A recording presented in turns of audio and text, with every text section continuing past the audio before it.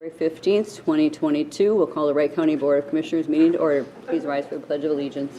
I pledge allegiance to the flag of the United States of America and to the republic for which it stands, one nation under God, indivisible, with liberty and justice for all. All right. Thanks everyone for being here. It's nice to see a room full. The first order of business, the minutes. Does anyone have any thing to change in the minutes? I'll make a motion to approve the minutes. All right. I'll second that. Motion made by Commissioner Delyden, seconded by Commissioner Vetch. Any discussion? Hearing none, all in favor? Aye. Aye. All right. Motion passes.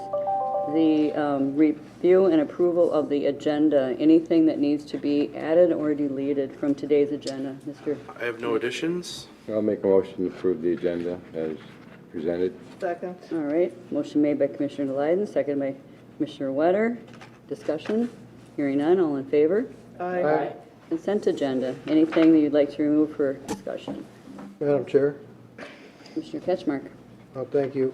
Under Finance, letter B, number 7, the December report, for a little discussion. Under Planning, F as in Frank, 1, the request for a position replacement for discussion, mainly the process and the background and justification. And then one claim that was explained a little bit in a email for $24,000 to Baker Tilly from a couple of years ago. I just had a little follow-up on that.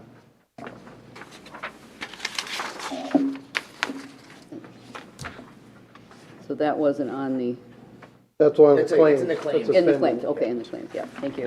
Madam Chair, And Commissioner Wetter.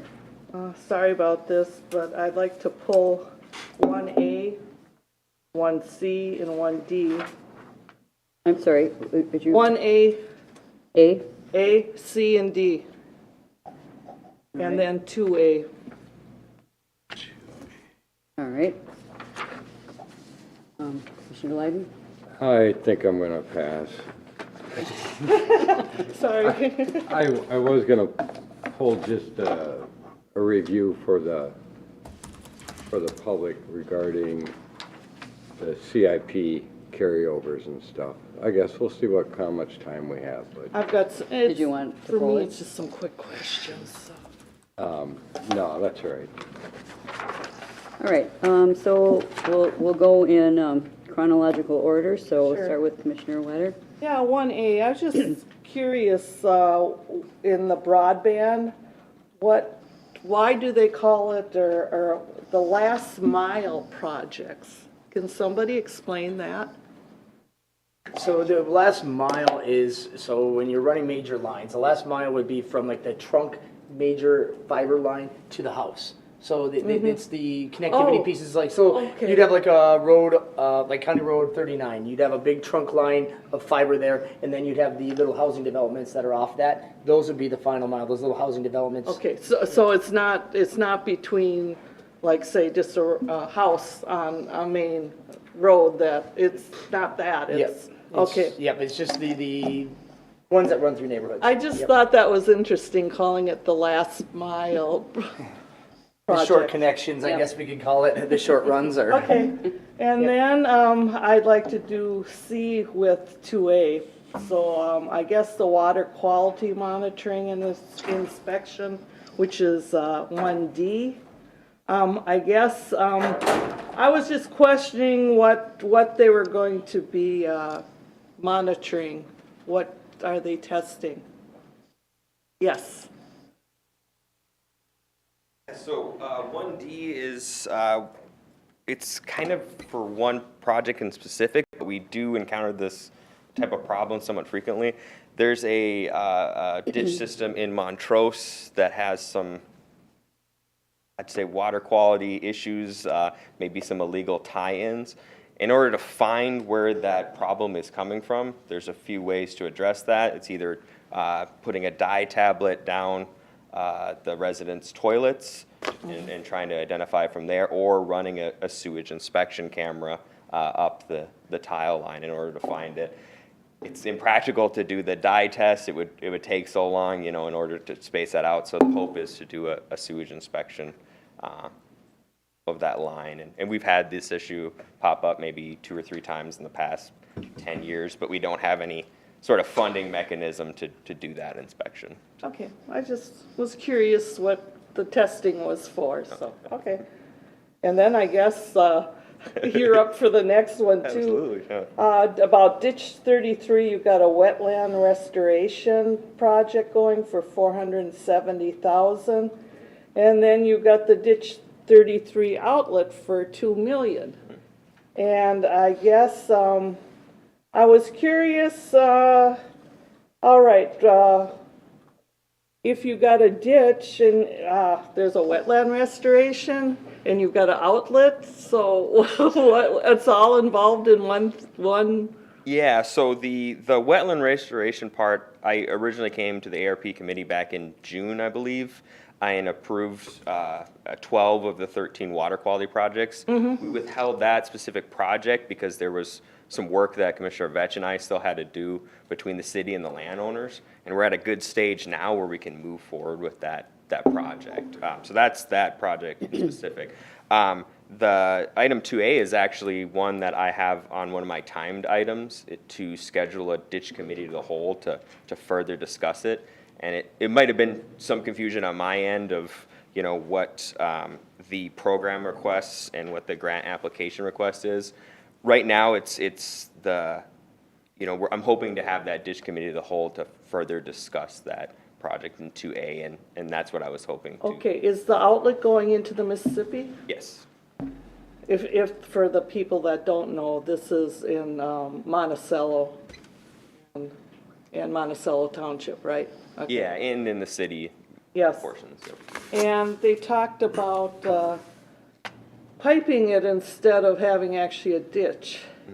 It's like 4,600 feet of 48-inch stormwater pipe.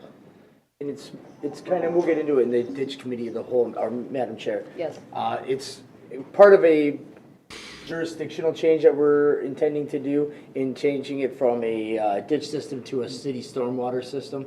And there's kind of a funding mechanism for it that we wanted to kind of run the board through a committee of the whole, because otherwise we weren't to that point where we're planning on just presenting it today. Today we just wanted to at least get I guess they're kind of misleading the way it says on there that, the program request. I guess we just want to basically get the approval to take to the next step to be able to present to you what is intended to be done between the county, the city, and the township, and the members of Ditch 33 to correct the decades of issues and talk about how parts of the ditch system would be transferred over to a city stormwater system, and then to also talk about how the funding mechanism for it works. That is actually a win-win for all parties. So, and we'll get into that in the committee of the I whole. still had one more question for Matt. Will this stormwater actually be treated before it goes into the Mississippi? Yeah, that's what the wetland restoration part of it is. Oh, it's going into a wetland? Yeah. And then from the Prior. wetland That back would, into the pipe, or directly from the wetland into the yeah, river? so the outlet from that wetland restoration eventually reaches the Mississippi, and obviously it's important to pre-treat that water before it enters the Mississippi. We would be increasing the size of the tile potentially, so that's another factor in there, which can cause more erosion and stuff along the banks of the Mississippi. Well, it's just that, I don't know if you're aware, the St. Cloud, Mississippi, one watershed, one plan, and I'm the person that's on that on that board, so, and they're just starting out now, so I want to make sure that it's taken care of before it ends up in the river. Yeah, no, and that's a huge one. At least I haven't done the water treatment sampling myself yet. Okay. But in the past, they did quite a bit of it when there was going to be development back in 2006, 2007. There was really high levels of E. coli from those water tests, so that's why it's so imperative for us to get that wetland restoration as a part of that for pre-treatment. Okay, that's all I have. Madam Chair, Thank you.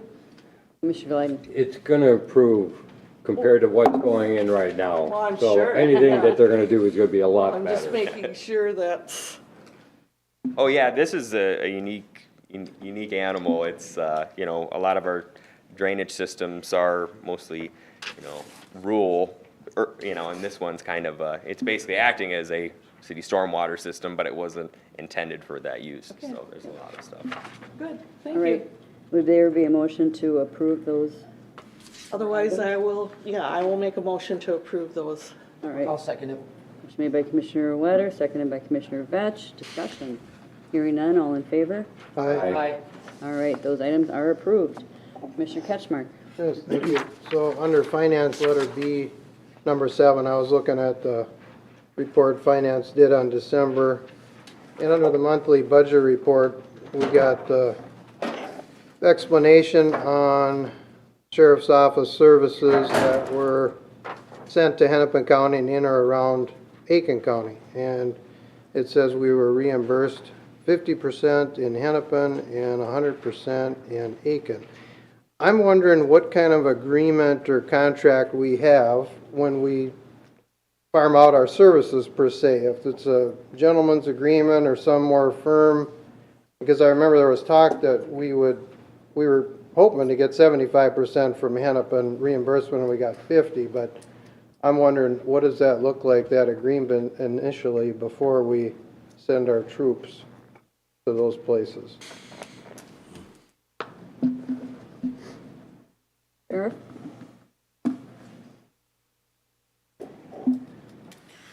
Good morning, Commissioner, Chair. Appreciate the questions, Commissioner. MOU is what we did end up signing, but if you remember back, there was a lot of questions. We were hoping for some legislative initiative that the legislatures were going to provide reimbursements for those agencies that were going into the metro to help, and that bill failed. And so the MOU was signed knowing that we were hoping for more, but it might be less. So when we signed the MOU with the Minneapolis PD, actually the first time we sent people down there, it was about a 50% reimbursement, actually from the Hennepin County Sheriff's Office. They just paid us because they wanted to get us something. The second time we went down there, it was under the MOU with the Minneapolis PD, and that was, I don't remember, it was somewhere between 50 and 75%, but we would have been reimbursed more, and we knew we would have been reimbursed more had the legislature been able to pass that bill to fund those outside agencies coming in. Legislature was not able to pass that bill, and so those agencies, all the agencies that signed on to that MOU actually came out of the general budget for the Minneapolis PD. While we did not necessarily, we had to sign the MOU with the Minneapolis PD because that's how the dollars worked. We actually attached ourselves to the Hennepin County Sheriff's Office. We were assisting the Hennepin County Sheriff's Office with security details to their specific infrastructure. It was not assisting Minneapolis PD, but that's where the money ultimately came from that second time around. Madam Chair, Yeah, Commissioner Vetch. Sheriff, when Hennepin County came out here and helped us on a couple different occasions, one the clinic, the other one in Monticello, did we reimburse back on that? And that's what I was thinking. It was probably, we've helped back, and I don't think they charged us anything. So. Right. I mean, obviously, collectively, we get along and have wonderful relationships with our partners, and we oftentimes share resources without an expectation of reimbursement. And these particular things, obviously, it was extended while Hennepin County Sheriff's Office, after the clinic shooting, was out here with their, I don't know, $2 million command post and 4 personnel to house that the entire time for 2 days. They also sent 10 detectives out here within an hour of that shooting, and we're out here for 2 days. And so there was no reimbursement for that. So that's an agency assist, and we do have that ability, certainly. But what was happening down in the metro was a little bit different, and there should be an expectation that if you're going to have resources down there, that there might be a reimbursement. Certainly, we were all hoping that the legislature would have helped us out, but they couldn't pass that bill. Okay, and another question would be, do you think going forward with this as a prime example, and we're kind of experts with contracts because you're doing them for all the cities and off-duty and all that, but I'm kind of interested in having some form going forward that, hey, if you're this county or agency and you want our help, here's the form that would cover things like, well, let's say somebody gets hurt or a squad gets turned over or burned or something. And if something happens, that you're gonna pay the deductible, or if we got a deputy hurt, cover the costs or something. And because the expectations weren't met for what we thought we'd get, but now we're on the hook for this money. So that's kind of my interest going forward, and you got the experience with contracts, but just so that we're not on the hook. Because some of these remote places we could go potentially are not going to probably be able to repay us with a $2 million crime lab or whatever. Yeah. What's your thought on that? Well, I don't know.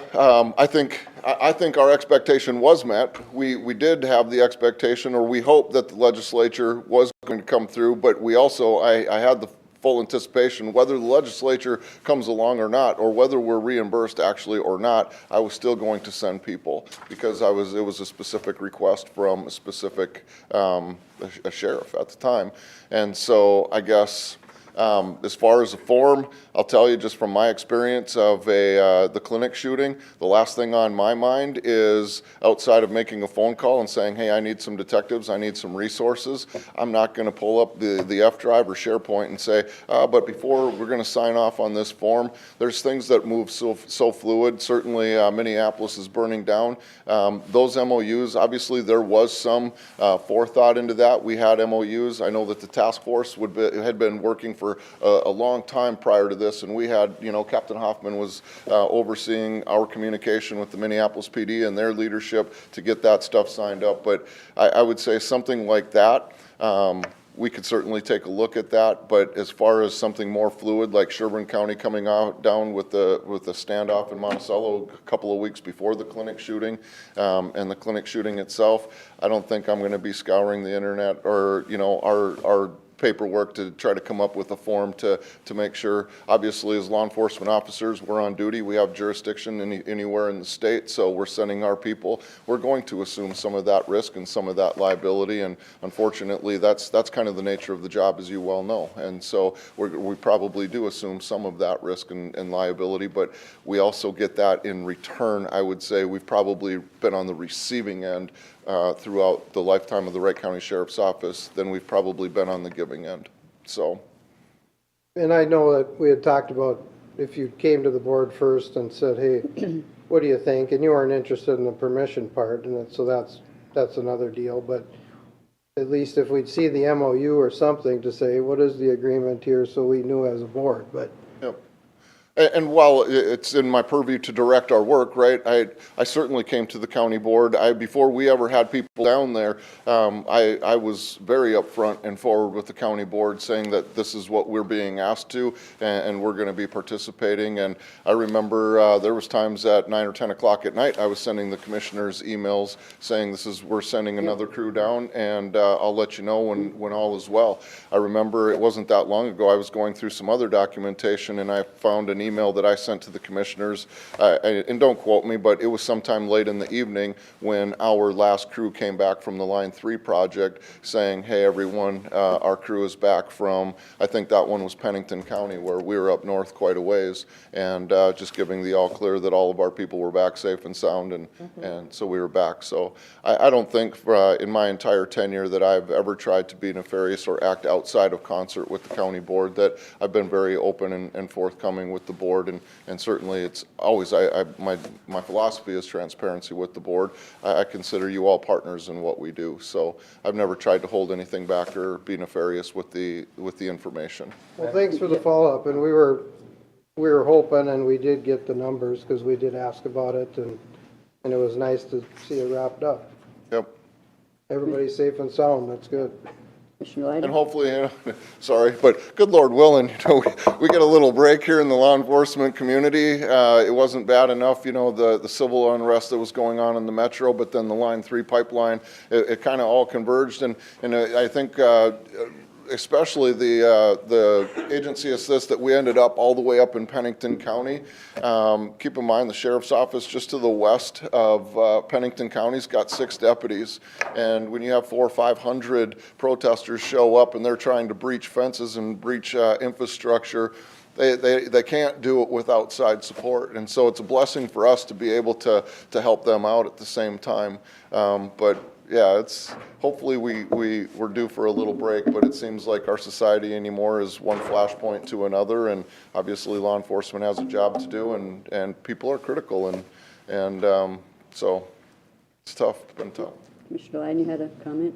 Yeah, I just want to say that, you know, to have something in writing, it's okay, but a lot of the things that happen in the sheriff's office are spur of the moment, or things that you don't expect. So I'm not sure how you could have anything written saying, oh, I need Sherburne, I need Stearns, or they need you, or whatever the case may be. I don't know how you could ever do such a thing. And I definitely appreciate having good relationships with our counties, the other counties in Minnesota. Yep. And so they're willing to come out and help us. Right. Because we're willing to go and help them, so I appreciate that. You know, and I've always been involved in the Minnesota Sheriff's Association. I'm on the executive board now, but, you know, those meetings, those conversations are taking place behind the scenes before the incident happens, right? So I have every sheriff probably within 6 counties of me on my cell phone, and we talk and text frequently, and we meet once a month. So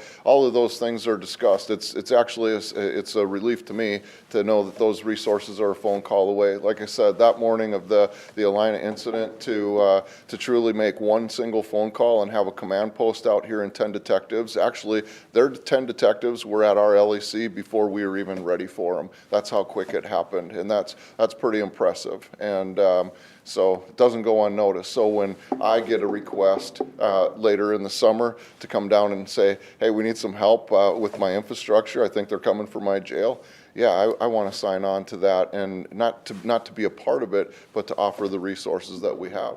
So, Thank you.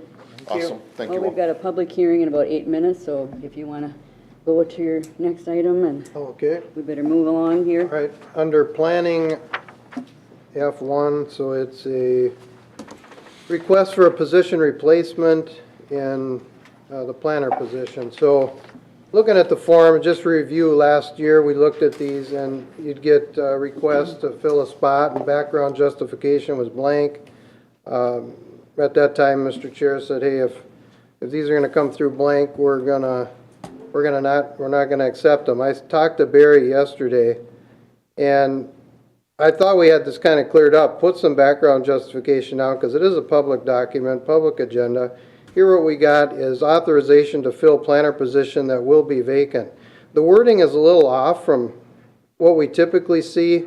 You go further down the budget or the agenda, and you have HHS doing lengthy descriptions for background justification. I'm wondering about, I guess, process. How did this come about? Is it a policy or that we don't hire until the person actually leaves? Because Barry, if his thought is he has a specialized position, the person needs to be trained. It's helpful to have them trained by potentially the person that's been here a long time and leaving. But in fairness, I think probably most of our office and department heads could probably make that argument. We have a specialized, we'd all like to have the person here ahead of time. So I'm wondering how that came about, that time frame, and this one, I told him I was going to pull it and be ready for an explanation to us as to why this one came out this way.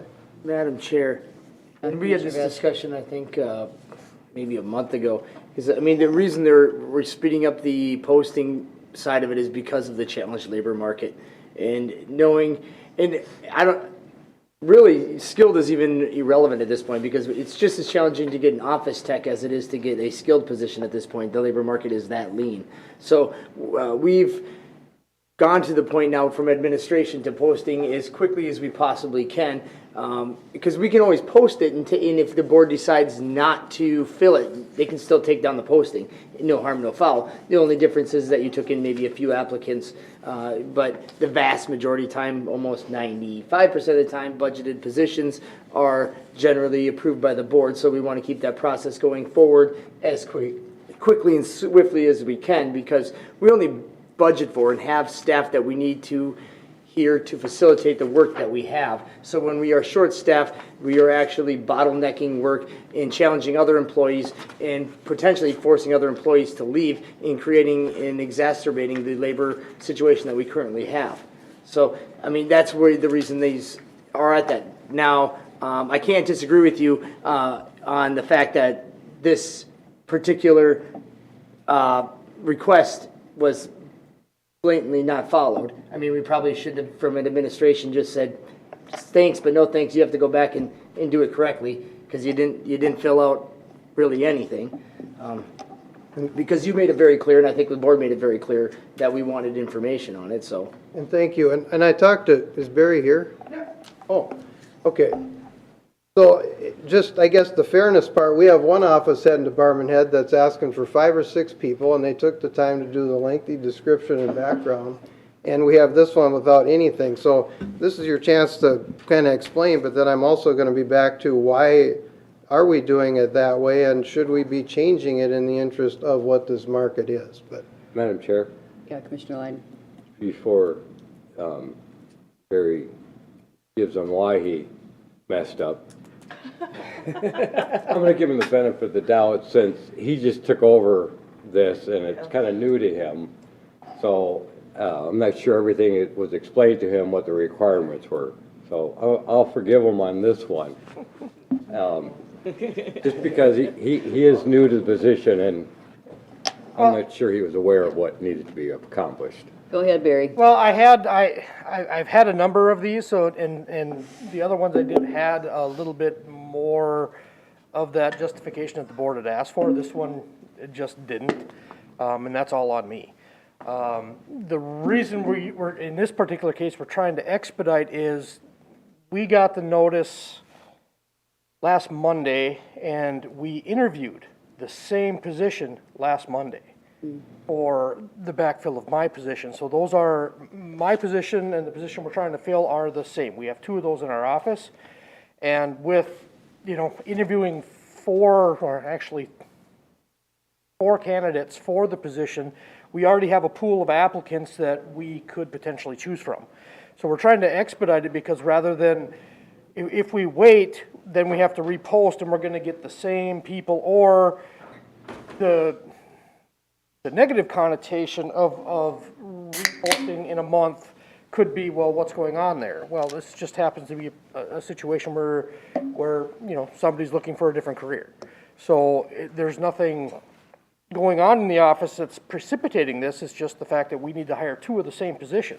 And it's just unfortunate we'd already started the interview process and couldn't actually post them both at the same time. That would have been ideal, or at least have more space in between so that you get a little bit different pool of candidates. So I guess that's the reasoning for the wording and the trying to expedite it a little bit.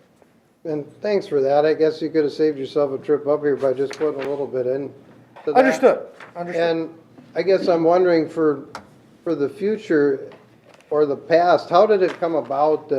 Is this some statute or ordinance? I don't know why these things aren't allowed to go forward until because what we typically see is this person is leaving as of this date and we want to authorize the replacement. So they're supposed to go out the door one day and the new person approved the next. So with this market that we have, do we need to rewrite this for all departments and offices? They're all running across the same thing, and like I said, in fairness, we shouldn't have one like this and then the other one takes the time to do 6 descriptions. So can we look at potentially just changing this across the board? Keep the narrative, but the time frame, I'm wondering about that. Well, and in all fairness, just for everyone, is that these are all approved positions. So in some ways, it's a technicality that we're approving them, on the consent agenda. They're all approved positions that need a person in that position. So, maybe we could look at that. I mean, we need this position. It's an approved position. So, unless there's a reason to question that we don't need it anymore. But anyway.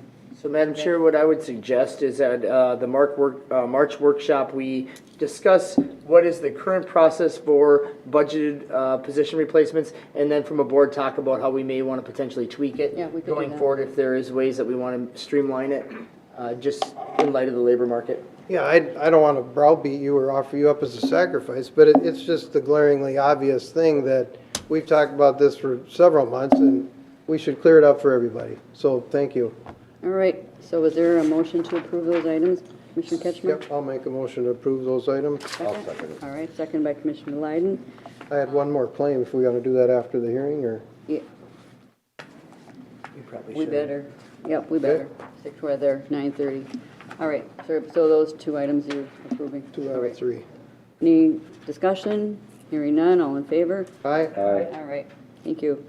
All right, so we have our public hearing on the local option sales tax. So we would invite Right. Virgil, Chad. Madam Chair, I'll maybe start it Oh, you'll out do it, okay. just for the purposes of history. As you know, we've enacted this local option sales tax a few years ago. We had stated it to expire at the end of 2022. Throughout our budget planning sessions last year and various other discussions, we wanted to revisit the discussion. In the past year, past fall, we did hold a virtual open house as well as some in-person meetings to get input from the community last year regarding the local option sales tax and potential projects. Had a committee of the whole last November, I believe it was, to review those findings.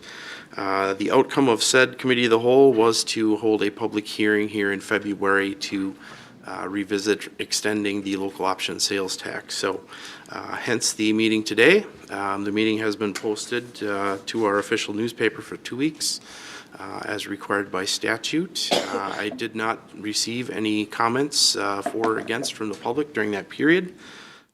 So I believe we are okay to proceed with the public hearing. Virgil, any comments you'd like to add? Yeah, thank you. Good morning, Madam Chair and Board of Commissioners. I'd like to clarify for what's in your board packet, there's 2 resolutions with 2 separate lists and maps. And one is the list of projects and map that was presented to the public. The second one is subsequent to our Transportation Committee meeting. It was discovered we are able to include transportation facilities in this to be funded with local option sales tax revenues. So the second one, attachment A1, includes 2 transportation facilities, Otsego expansion and the future shop in the Annandale area. So we'd look for the board to consider adopting one of those resolutions today. All right. Well, this is a public hearing, so we will open it up to any members of the public that would like to speak on this issue. Are there any members of the public that would like to speak on this issue? Any members of the public that would like to speak on this issue? Okay, hearing none. We'll close the public comments and bring it up to the board. Madam Chair? Yes. I will make a motion to move the lost funding forward using the second one, 2A, I believe it was, to allow a couple of the buildings to be reimbursed through this also program. All right, so the resolution that allows the, So Madam Chair, if I could, that would be the resolution which includes attachment A1, 8-1. which includes the section for the facility projects both in Otsego and Annandale.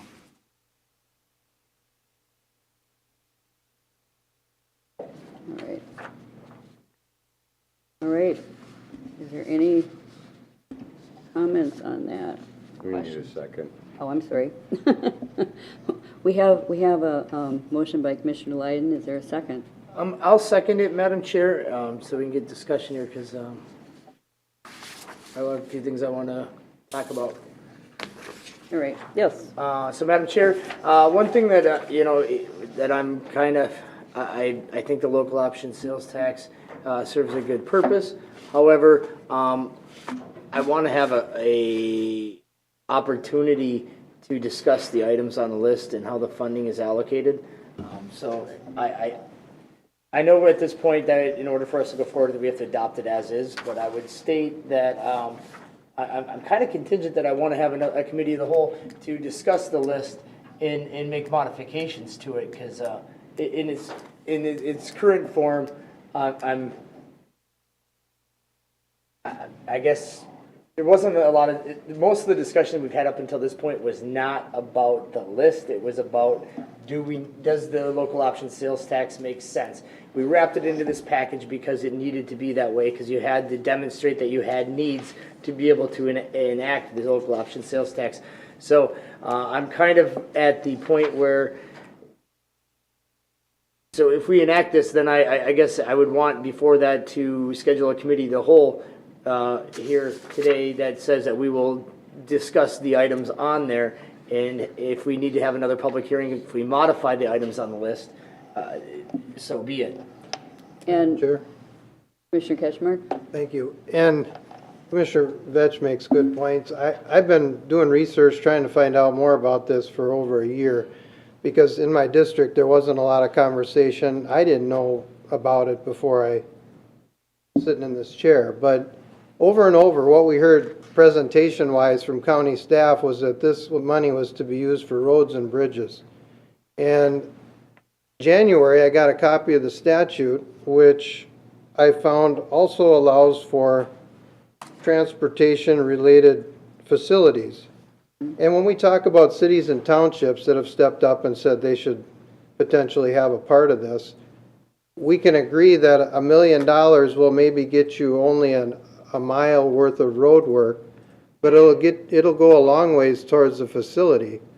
So I would agree, the support overwhelming in my district. It seemed like not a lot of resistance at all to continuing it. There was a lack of knowledge, which I did the best to educate people and myself on it.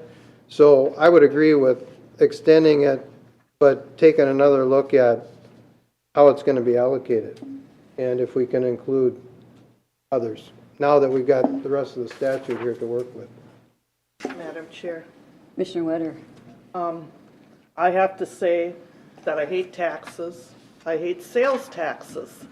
I think it's a very unfair sales tax for the simple reason it taxes the poor, it taxes the average homeowner or worker anyways, and it taxes the rich.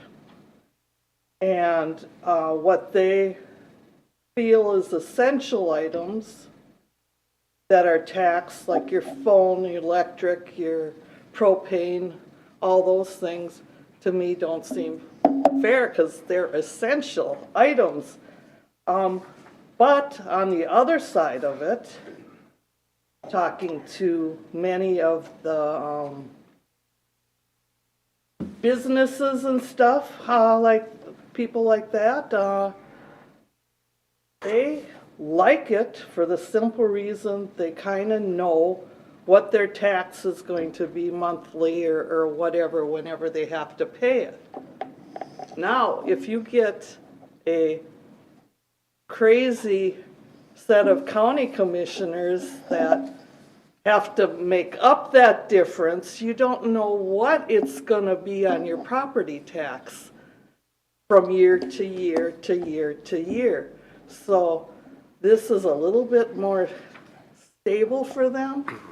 So I guess I would have to say I'm in favor, because when you look at the two ways of looking at it, I mean, I've gotten many calls, letters, and emails against the local option sales tax.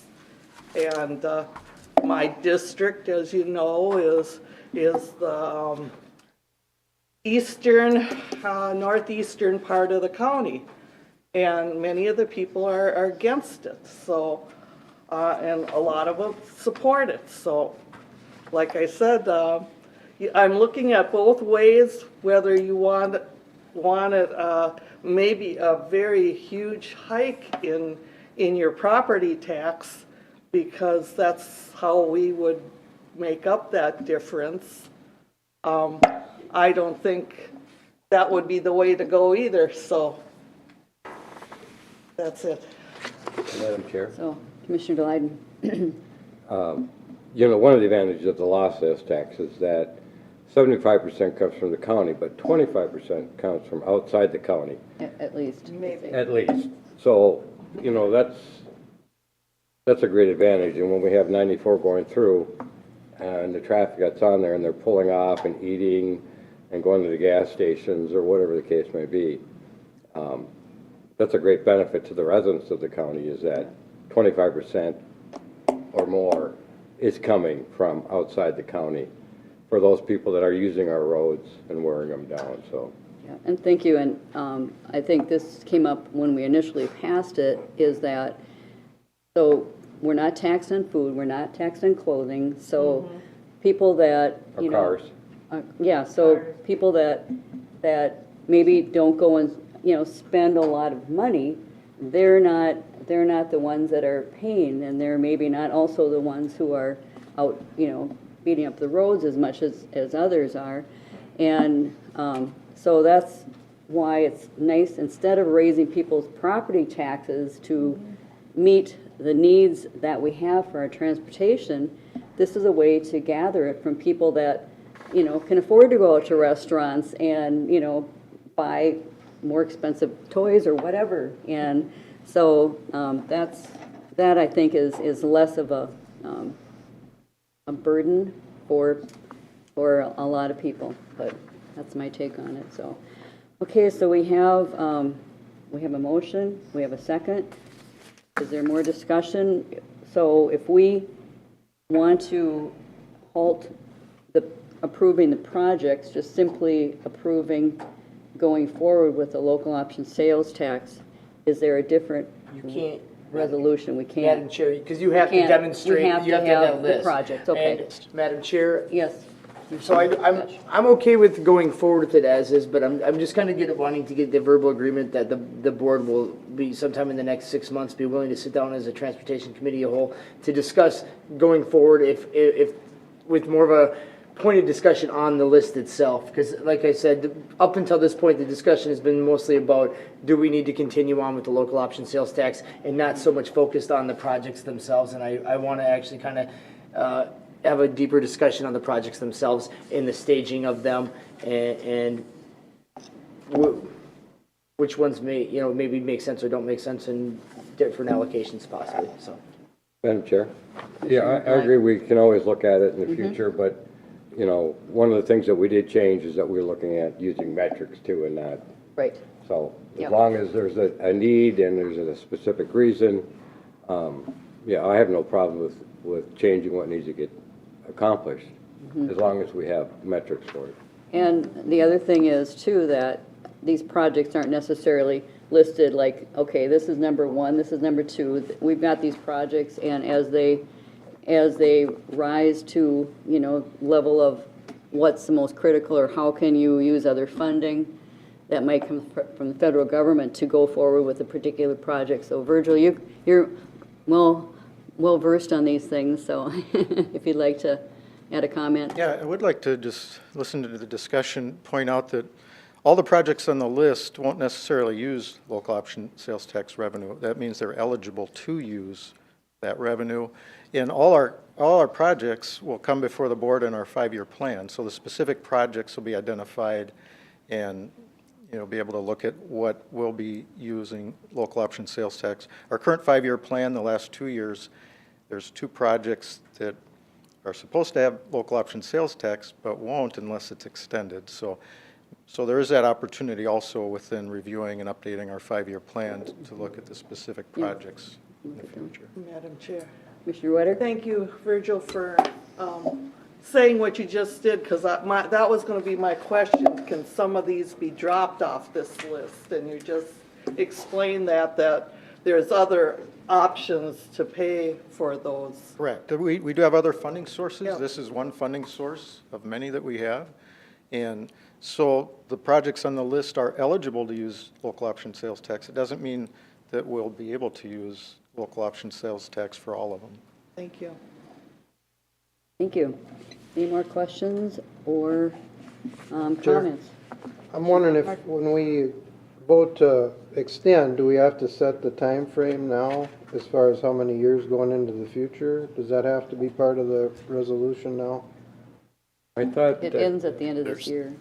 No, the sunset for the new one, extending it. Oh, You wanna okay, have a sunset for the new one, okay. I thought we had talked about 10 years, yes. It Yes. says, That was the recommendation. yeah, it Right. says from February 15th, 2022 to December 31st, 2032. Okay, so that, you're good with that motion, part of the. Yeah, yeah. No, 5 years, I think 5 years was a good test, and I think it's been successful. We've gotten a lot of information over those 5 years, 4 years. Madam Chair, Commissioner Wetter? another question. If something should come up within that 10 years, can we change the resolution or, I mean, You can always Anytime. cancel it oh, you can cancel it at any point? by the, Okay. by a Absolutely, majority of the board. And there is a specific timeline in the resolution. There's also on page 2, a clause that says, whereas the county board will continue to study the county's long-term transportation and capital improvement projects and take input from local jurisdictions for future investment options. Additional projects or improvements can be presented to the county board for consideration for funding and at a future public hearing and include in a separate resolution passed at a future date by the county board. So there's always that flexibility. Right. Any last comments? Otherwise, we will move to a vote on this resolution. Commissioner Ketchmark? Aye? Aye. Aye. Aye. Aye. Resolution passes 5-0. Thanks, everybody, and thanks Virgil and all the highway people for putting all this together for us. So appreciate that. All right, so we're moving on. Oh, sorry, you had one more claim. I did. Thank you, Madam Chair. So we had all gotten an email a couple weeks ago from Administrator Kelly about a outstanding bill from Baker Tilly from a comp and class study from over 2 years ago. Administrator Kelly, do you have any updates as far as explaining the delay on whichever end? And is there any late service fees or charges as a result of getting the bill paid two years late? Sure. Sure. So as you mentioned, I did send out an email to the board in late January regarding this unique instance. We were contacted in the 12th of January regarding an invoice that was for, as you mentioned, our class and comp study initially was with Springstead. Then they were merged into Baker Tilly around about the time of August of 2019 when this invoice came forward. We did go back and look at our records, myself and Sean and others and admin, and could not find any record of it having come to our offices for payment. We did, however, in March of 2020 receive a notice saying that the billed percentage was 100%. At that time, we had paid off of that invoice and believed it to be the last and final payment. So then they had come forward, as I mentioned, in January, asking us for the remainder payment. We did check our records based on the contract that we had signed with them initially in 2019 and did in fact find that there was an outstanding amount of a little over $24,000 as you had indicated. Talking with finance and Baker Tilly, we have not been incurred any late payments or fees related to that. They just wanted to make it whole at this time. So further questions I can assist with. I don't have any further. Make a motion to approve that payment for Baker Tilly with the explanation. I'll second it. Motion made by Commissioner Ketchmark, seconded by Commissioner Delyden. Hearing none, all in favor? Aye? Aye. That is approved. All right. Moving on to our timed items. Virgil. Have the agreement for County State Highway.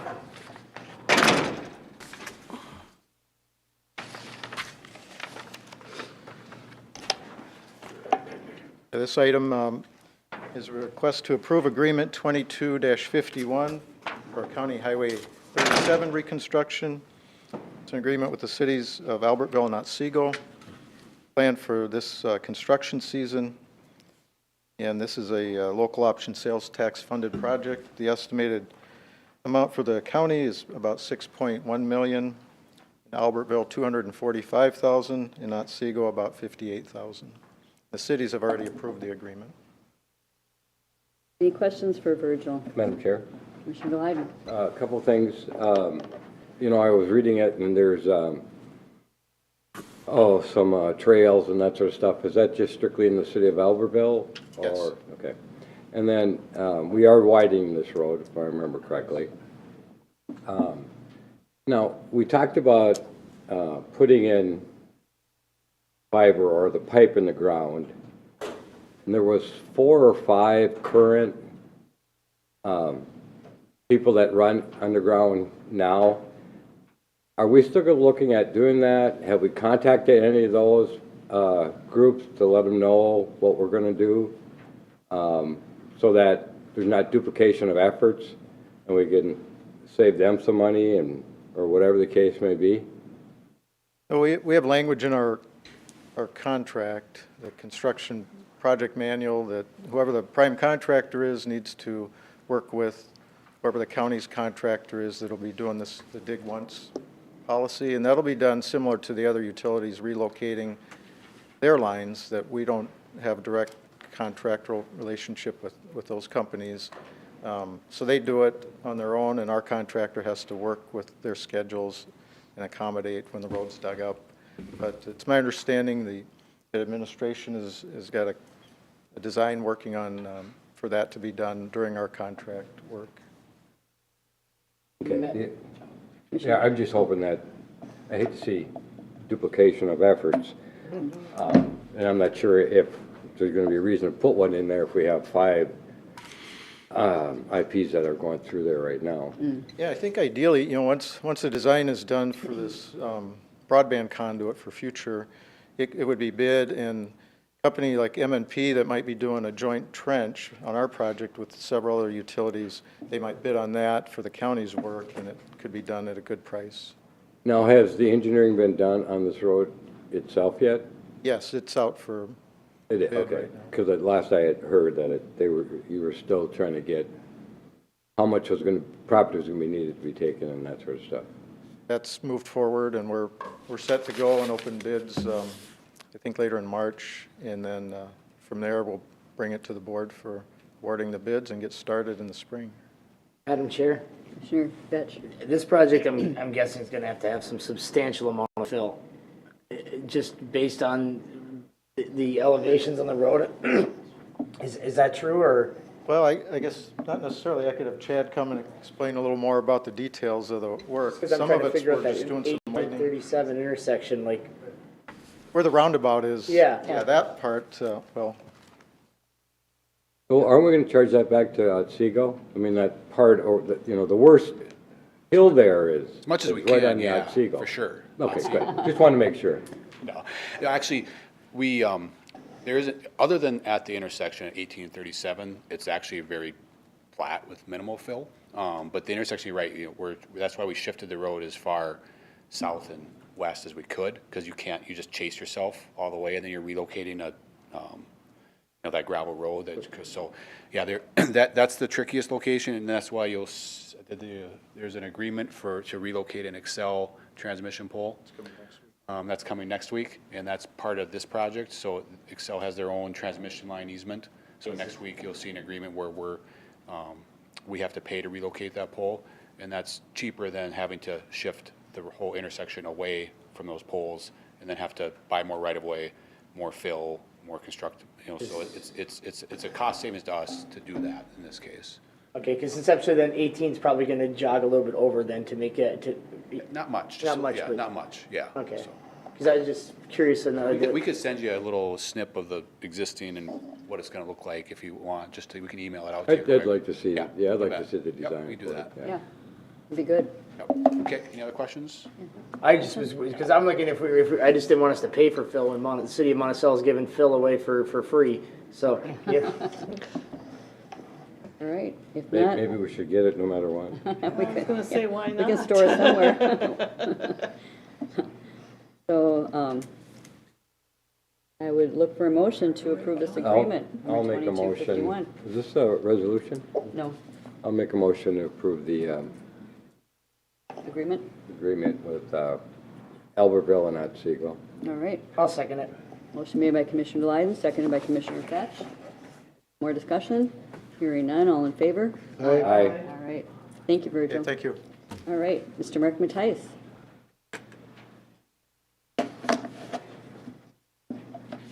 Morning, Madam Chair, members of the board. Morning. Otsego is the topic of conversation. Yes.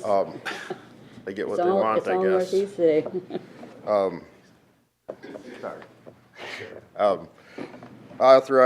Requesting authorization of signatures on a capital improvement project that's in the budget for the Otsego playground replacement for the county park there. The quotes have been in your packet. The equipment's around 101. Then there's pour and play, safety service, and everything else that comes from additional contractor. Being that the financial policies are to bring that to you for authorization of signatures, I'm doing so. There's also attached the designs, a couple photos, renderings of the playground.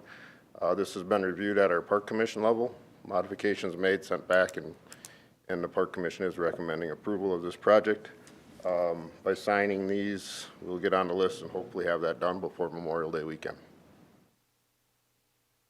Madam Chair, Yeah, Commissioner Lyden. I don't know if you've all had a chance to look at the renderings Design? on this, Yeah. but Yeah. it's Something. kind of unique in us. in our parks here in Wright County to start having some of these ADA accessible areas.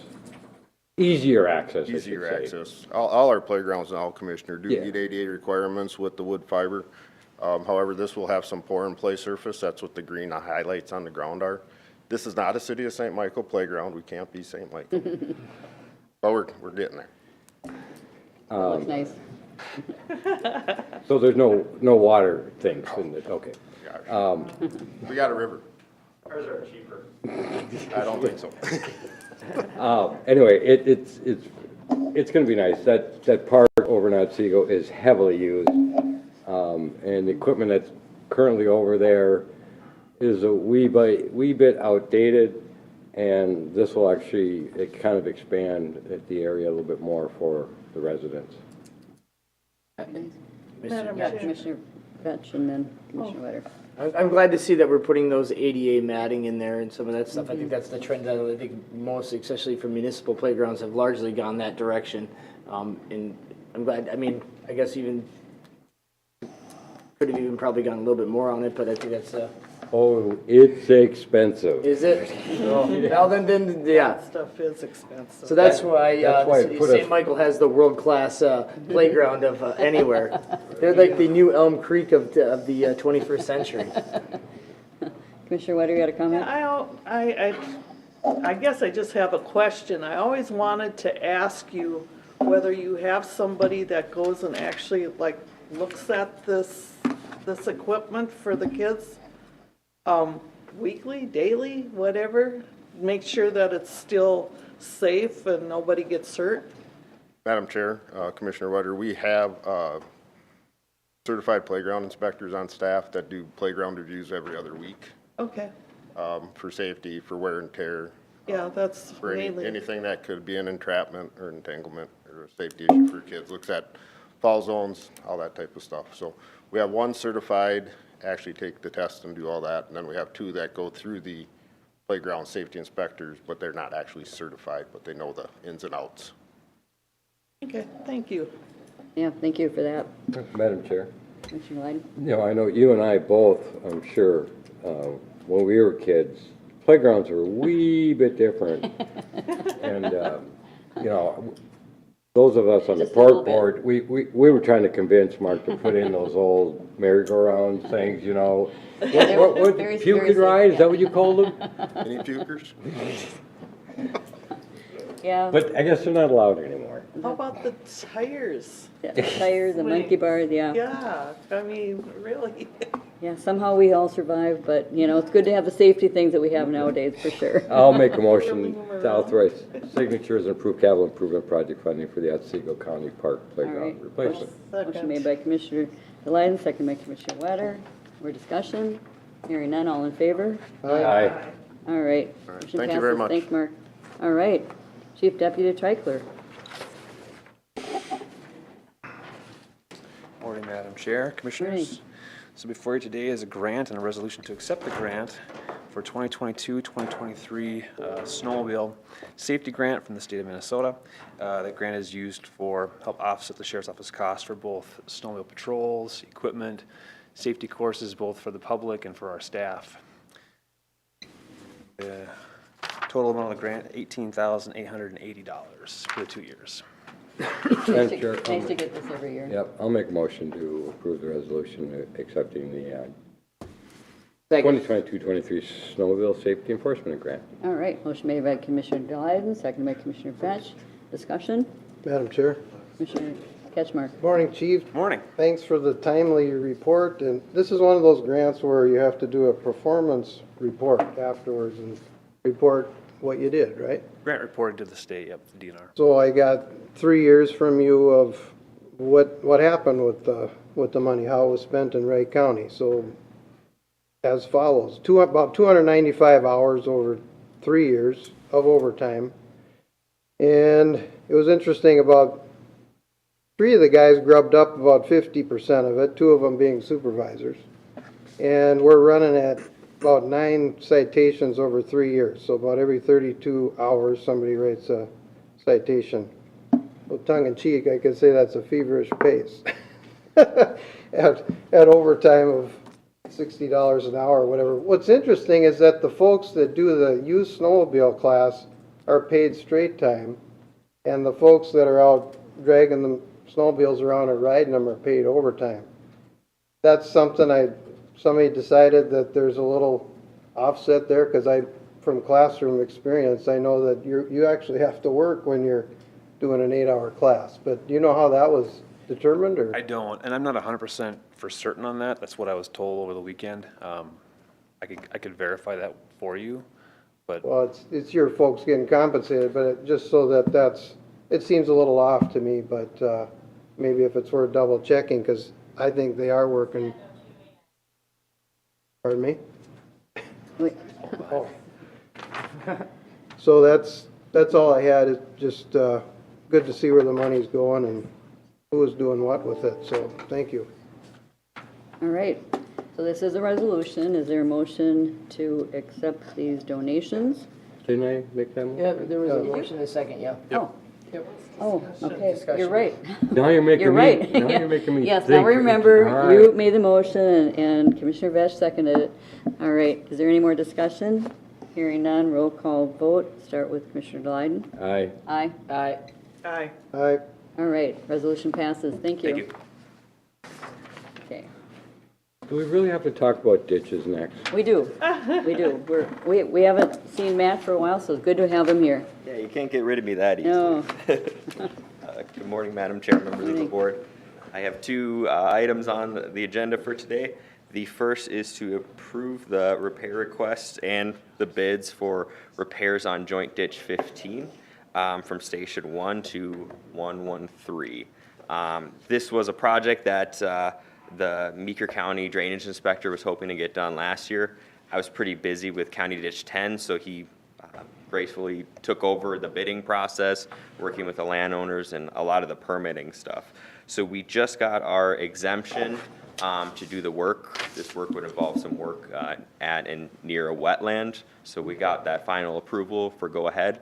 So this would be approving to move forward with MSB tiling and excavating for $32,300 to repair Joint Ditch number 15. I'll make a motion to approve the Joint Ditch 15 repair. I'll Right. second. Motion made by Commissioner Delyden, seconded by Commissioner Ketchmark. Any questions, discussion? Hearing none, all in favor? Aye. All right, motion passes. And the second item, Yeah, the second item is to schedule a ditch committee of the whole.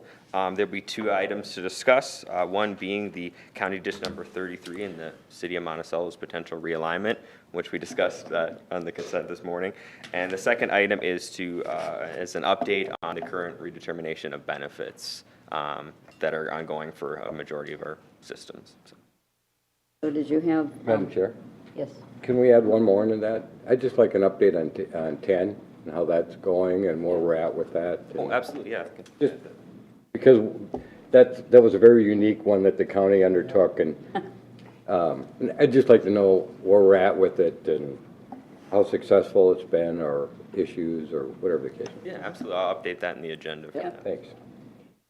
So are there any dates you're proposing? Yeah, I worked with Greg, and March 1st at 10:30 was kind of the best time to hold that Well, meeting. we have no board meeting that day. So that's the problem, is we might not be here, we might be moving. On that March. I mean, Okay. it's kind of our official move day. Oh, got it. So, Well, yeah. we're gonna hear from Alan to tell us exactly what's going on. what's going on, so we actually have a board meeting on the 8th instead of a workshop that day. We're having the workshop on the 15th. That's correct.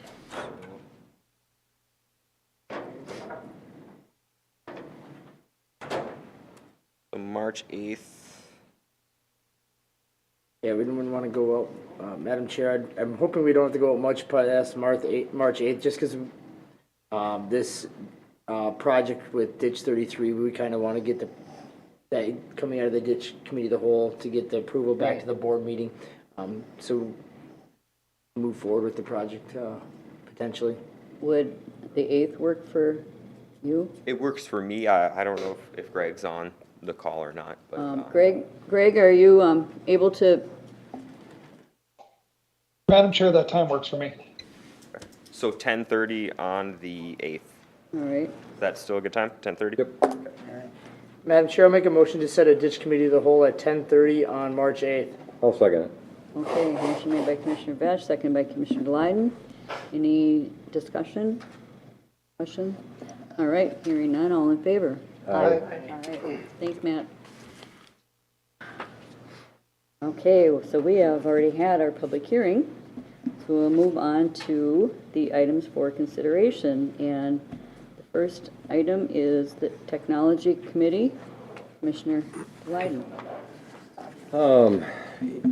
The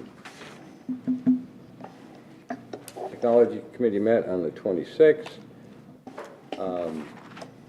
Everything pretty much was just informational updates regarding Elizabeth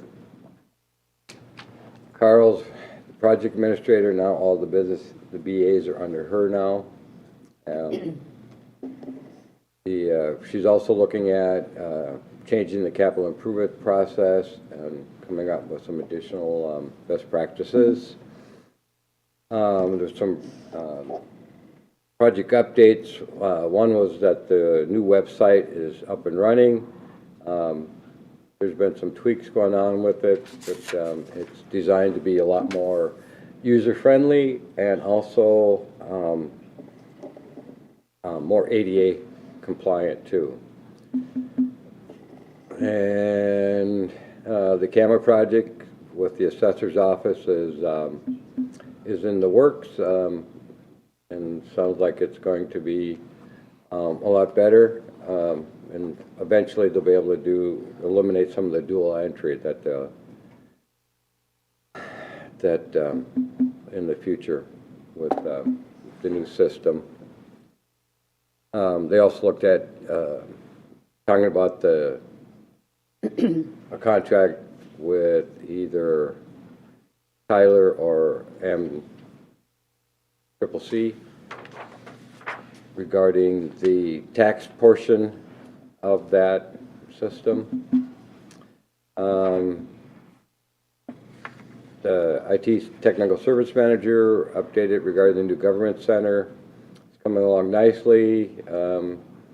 Again, we're hoping to move in March 1st. But again, it's still unofficial, and we're at the middle of the month, so I'm hoping that we'll get an update exactly on when that's going to be. There was an event scheduler that they've been working on for the HHS and License Center, and that's good to go. There's a kiosk that they're going to be having for that too.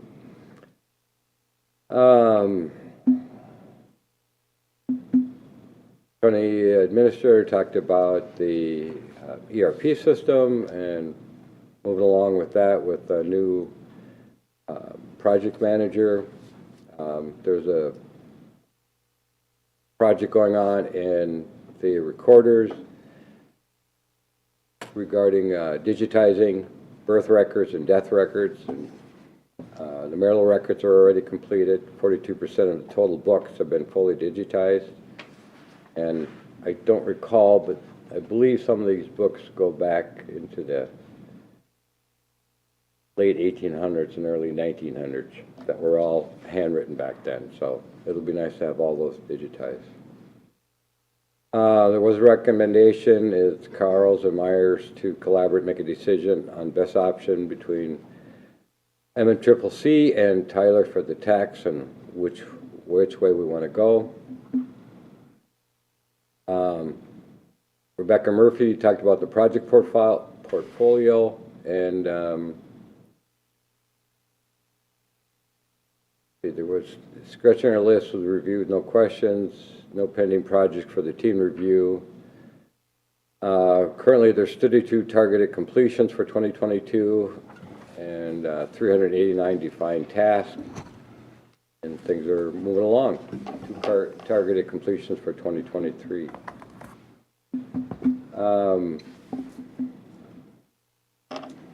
Team Dynamics project planning workflow, which is for the HHS. I believe we talked a little bit about that yesterday. And that was regarding the telephone system. Last year,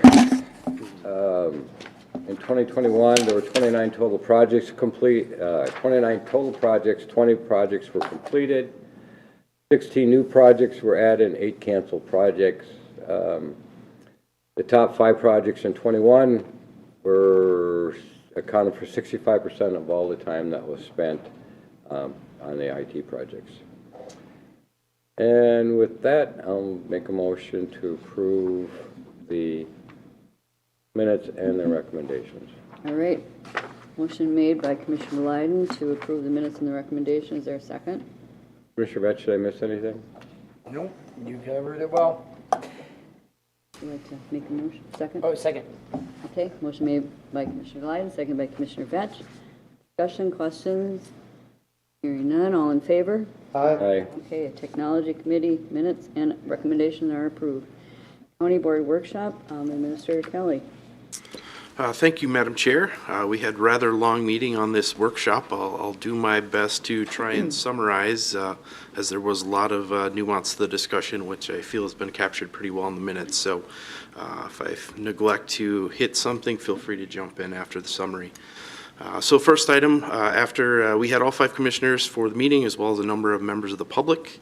Additionally, Representative Joe McDonald did attend, as well as representatives from Flaherty and Hood, and a number of our departments were represented. First item of business, of course, was the scheduled meetings as needed. There were no meetings to be scheduled at the time. The second part of the meeting was around voter integrity. We had presentations by Dustin Lozinski, Corey Stemberg, Sonny Lowell also spoke, as well as Rick Weibel, and Jeff Swanson as well. Quite a bit of discussion. I thought it was a good session talking about the events of the 2020 election process and talking through the changes that were made in that election, as well as the absentee balloting process and some concerns and discussion and education that took place there. I hate to summarize it too much. I felt like we had a good discussion on the processes and how the changes took place, if you will, in the last election.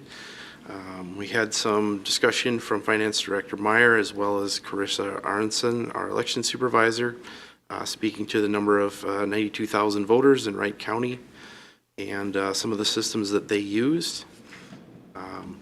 Representative McDonald also asked that he get any information that he would be useful to carry forward to his counterparts at the legislature.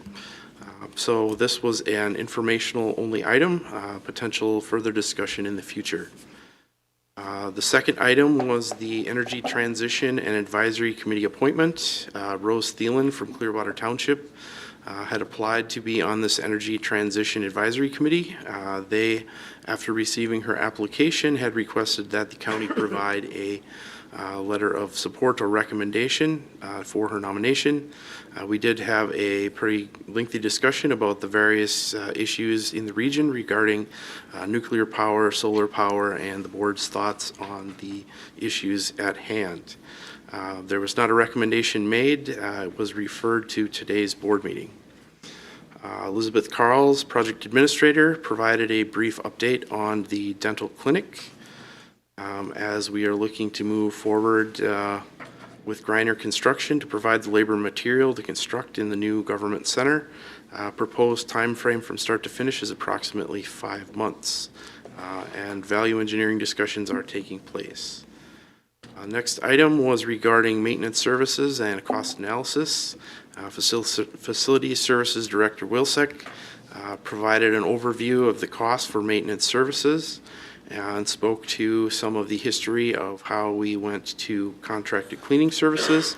Noted that a RFP, or request for proposals, is drafted and will go out shortly.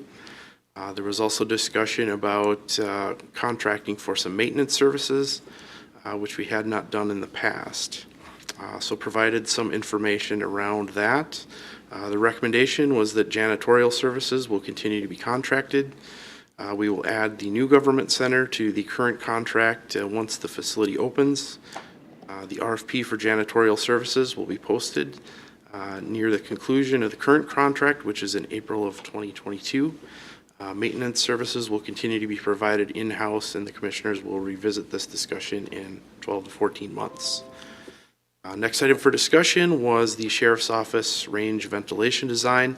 I spoke to the fact that staff had met with BKV Group on February the 7th regarding concerns with the airflow and operations at the facility. The facility has been closed for a while as staff have been looking at different options and circling back with BKV on a proposal that they had put forward in order to remedy some of the issues. Spoke to that the facility was built as it was designed. We had brought out a second firm to do some analysis of what may be potential solutions.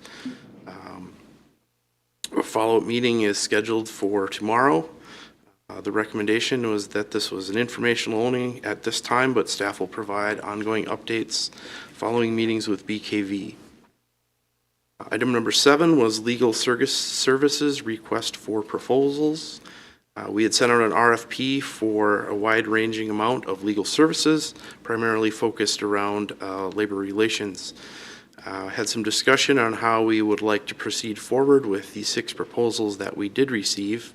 The recommendation was to create a subgroup of Commissioner Vetch, Ketchmark, Greg Kreiser, Brian Lutz, Sean Johnson, and myself to review the proposals and determine how many firms to interview and who will be part of the interview panel. So a very brief summary of the minutes. We did have a long meeting that went till 11:35. So with that summary of the minutes, Madam Chair. Madam Chair. Commissioner Ketchmark. Thank you. I'd like something added to the minutes under the voter integrity, that I reminded Mr. Weibel of our conversation on one of his presentations last year, and that I was waiting for a source of data from him specific to statistics in Wright County regarding voting. And he was receptive to that. And just as a footnote, he has since corresponded with me and given me some information related to that.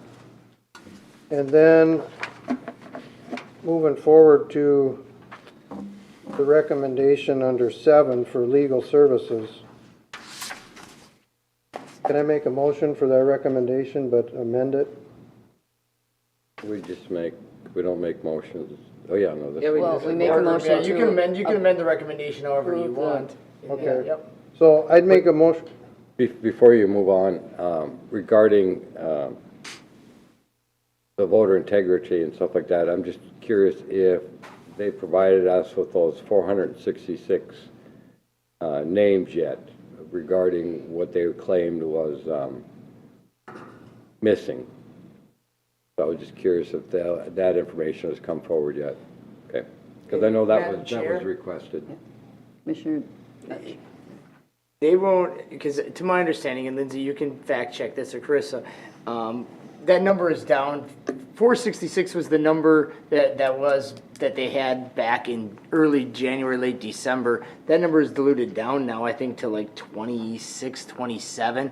It's a very, I think, and I don't want to quote on that, but it's even smaller number, I think, because the reason they were saying is that it took so long to get down to that number, that number like 466 is that 0.5% margin that they have within the state, that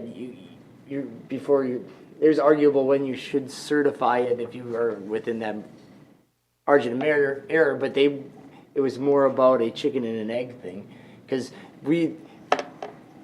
when they certified it, they already had them all verified, but there's just a different, it's about, you had it verified here, but it wasn't verified online. So it looks like to the public that all the names, the voters aren't connected to a name, but on the back end it is. But on the front end, on the forward facing to the public, they're thinking, well, no, it's not. It's kind of a really, more the issue with the technology or the information isn't transferred online at the same pace as the things are happening on the backside.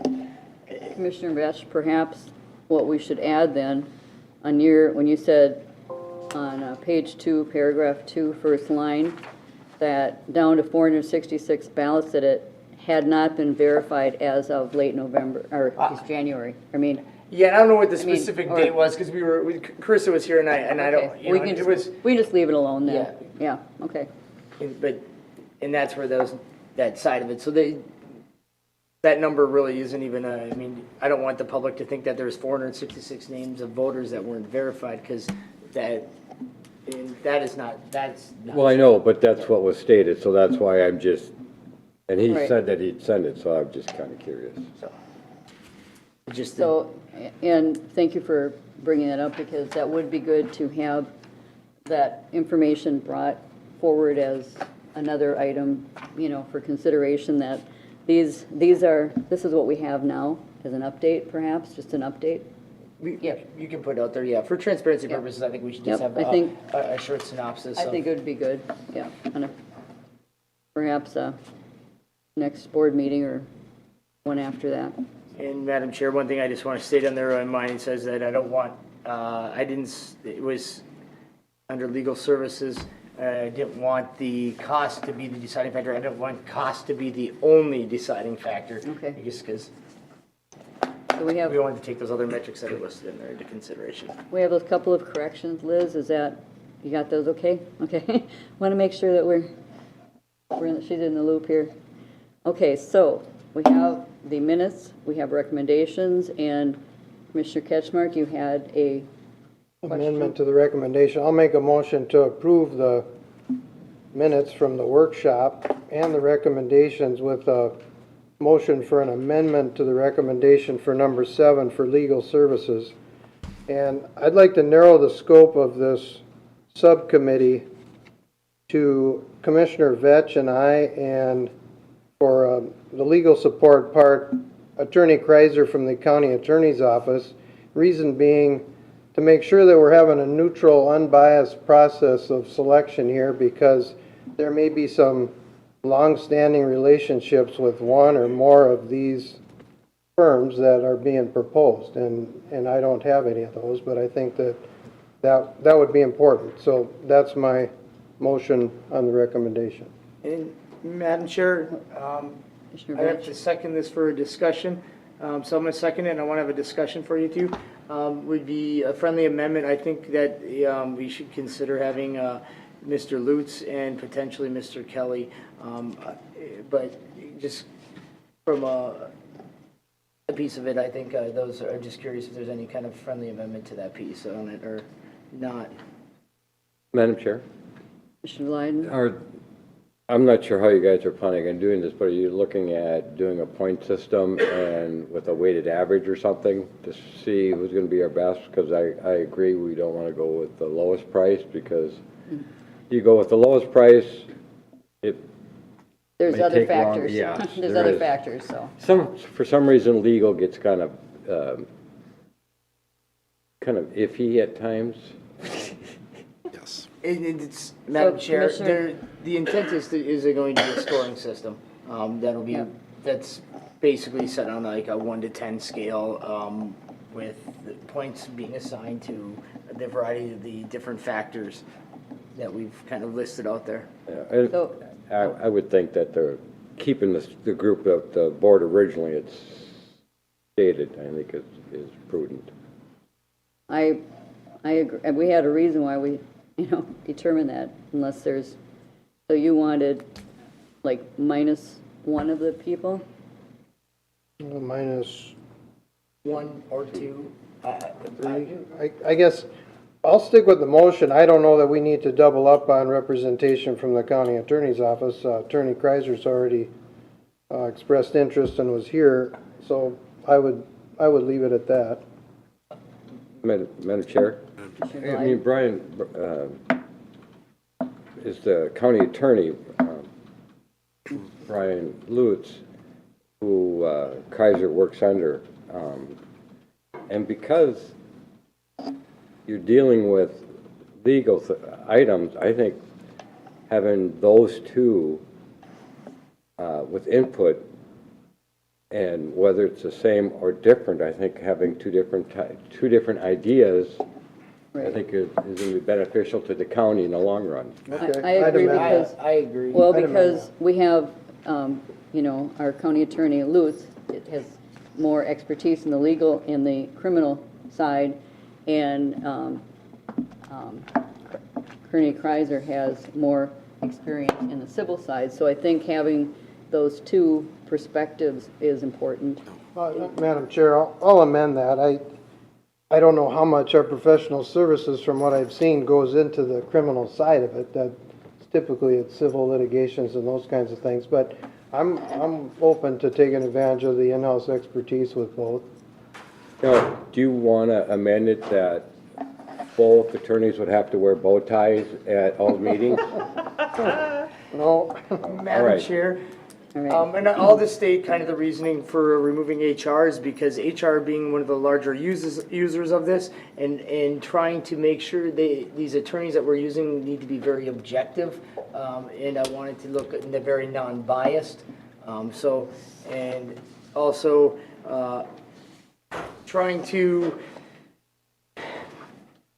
they have a longer history with some of them that are internally, so looking to be able to just really objectively look at it, because all the other parties in it don't have those ongoing working relationships when we're looking at employment matters. Okay, so the amendment is to have a subgroup minus HR. Okay. Oh, you didn't want HR in it? No.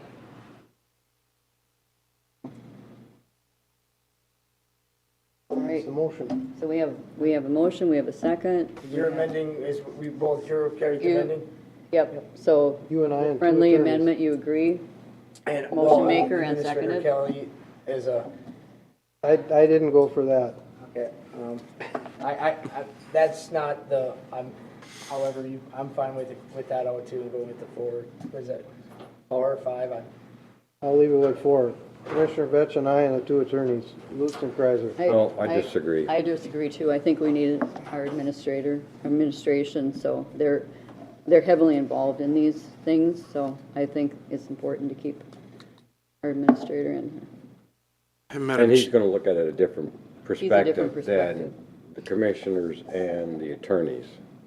Madam Chair, if I could just offer, I did have a brief discussion yesterday with Mr. Lutz, talking about this RFP that went out and the firms that went out there. And we did have a broader discussion about, you do have the criminal side that traditionally has been handled in-house, whereas the civil side has been more along areas that we've farmed things out for. Now, I think the focus of this legal services RFP was written in such a way that it focused around labor relations, as that is a good portion of what we've utilized different firms for.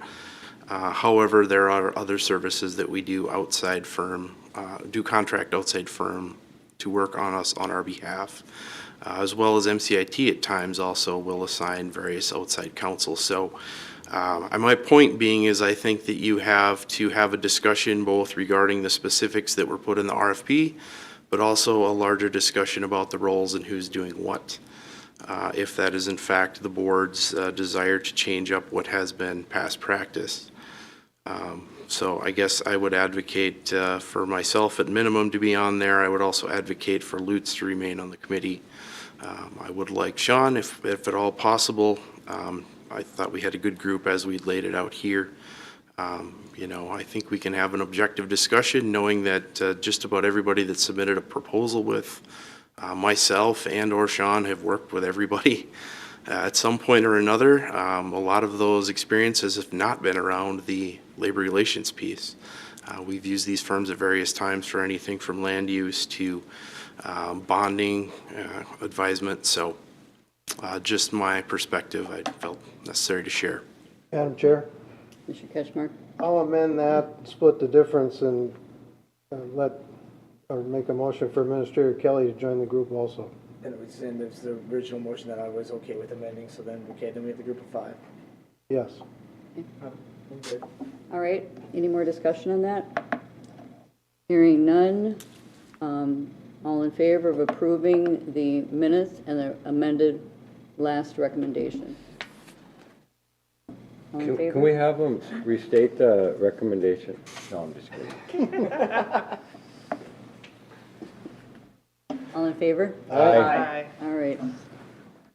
Thank you. Madam Chair, can we take a couple-minute break?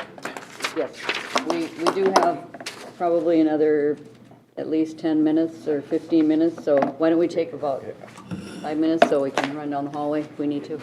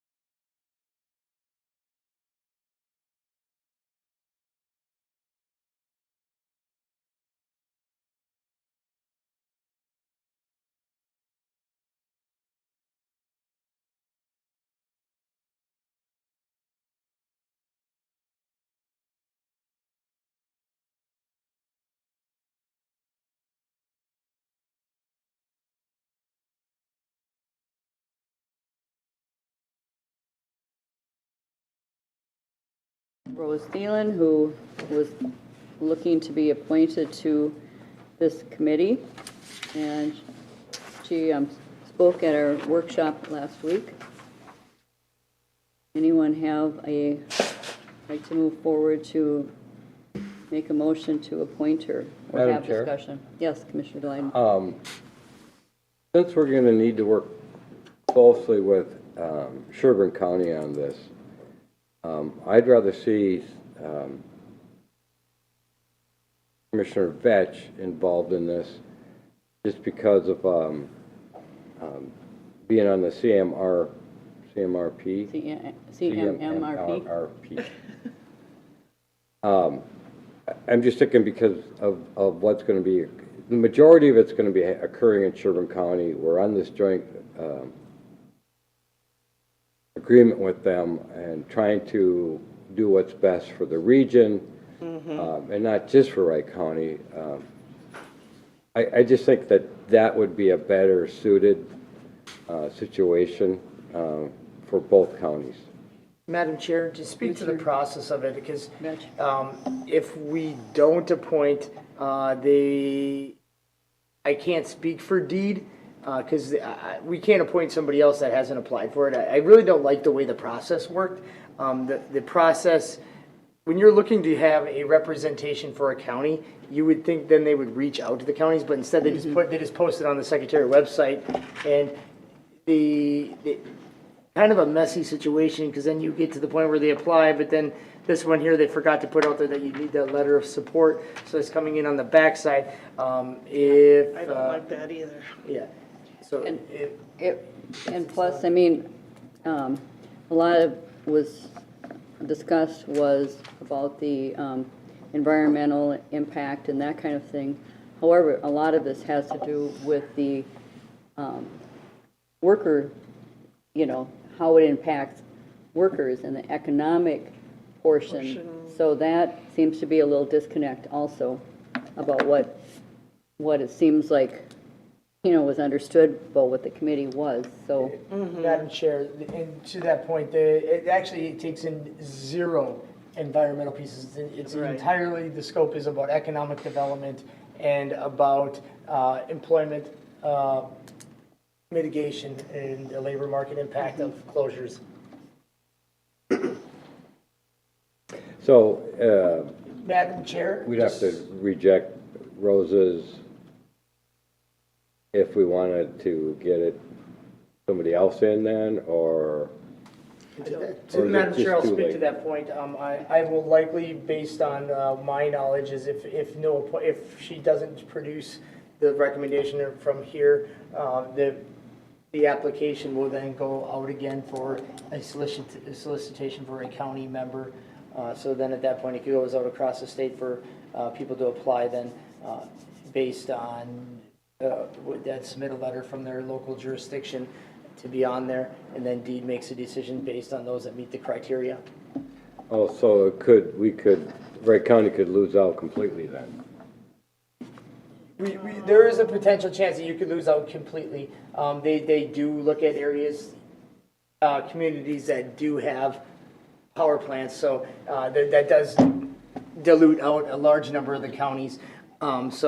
And us being an adjacent one too, so if somebody from Wright County that was appointed by our board that would demonstrate that they're on things that joint powers that work with a Sherburne County or somebody from Sherburne County that has a closing plant, they would likely have more points than somebody who doesn't have a power plant at all. So somebody from Sherburne County could apply and probably have a better chance? Better chance, yes. Which rightfully so. It'd be hard for me to argue. But Sherburne County does have a member on there, but that member spot is getting reapplied because of the individual that was the city administrator for Becker left. So that position is now vacant, and then Dee will be looking at filling that spot. And I'm sure they'll be looking for somebody, and hopefully there'll be a solicitation from somebody from Becker for that. Madam Chair. Yeah, Commissioner Weiner? Wasn't this basically an advisory committee to the governor? And To make recommendations. yeah, and with the coming election process, who knows who's gonna be governor. It could be completely different and the advice could go up in thin air. I'm just throwing that out there, that there is always a possibility. Also, I can remember filling out something too, because I've been active in a lot of this stuff, and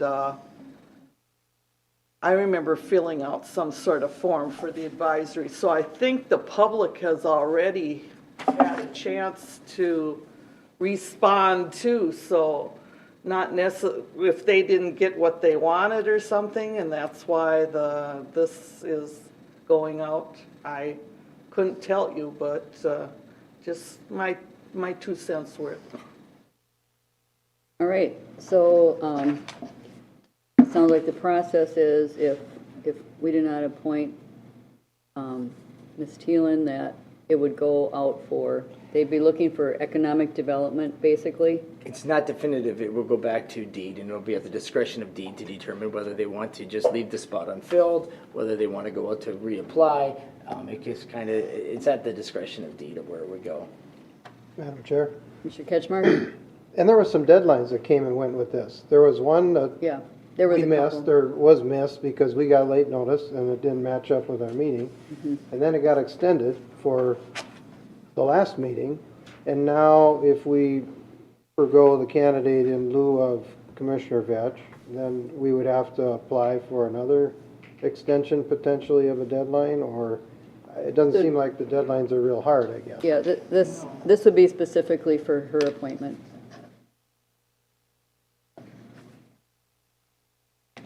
But Madam Chair, because there was fluid in other positions, that's why deed was comfortable. I don't want to speak for deed, but there was other spots of people that left jobs that applied for it, and for the fact there was so many moving parts that people weren't formally positioned in there, that's why deed had kind of pushed the date out further and further. Now most of that stuff's been corrected, so I don't think you'll see any further delays from deed. And they, changed their determinations apparently, that needing the appointment essentially of a county board. Well, that was they missed it as part of the interpretation of the legislation for this committee. So what's your recommendation or a motion? Well, we don't have to necessarily take any action at all. No action, but. Well, you have to have, some resolution to a request, I guess, for. Or Madam Chair, if there's a direction you'd like to provide to staff, at least to communicate the board's intent to either Ms. Thielen or to deed, we certainly can do that if that's requested. Madam Chair? Commissioner Lyden? Yeah, I don't want Wright County to lose out, so I guess maybe what we need to do is contact deed and find out exactly what their procedure is going to be. Since we're assuming, but we don't know for sure, especially with Becker's person being vacant again. I'd rather find out what deed's plans are. I don't want the county to lose out on having somebody on there, so I'd like to lay this over till next board meeting. Next Tuesday. Next Tuesday? Yep. And hopefully we'll hear back from deed by that point.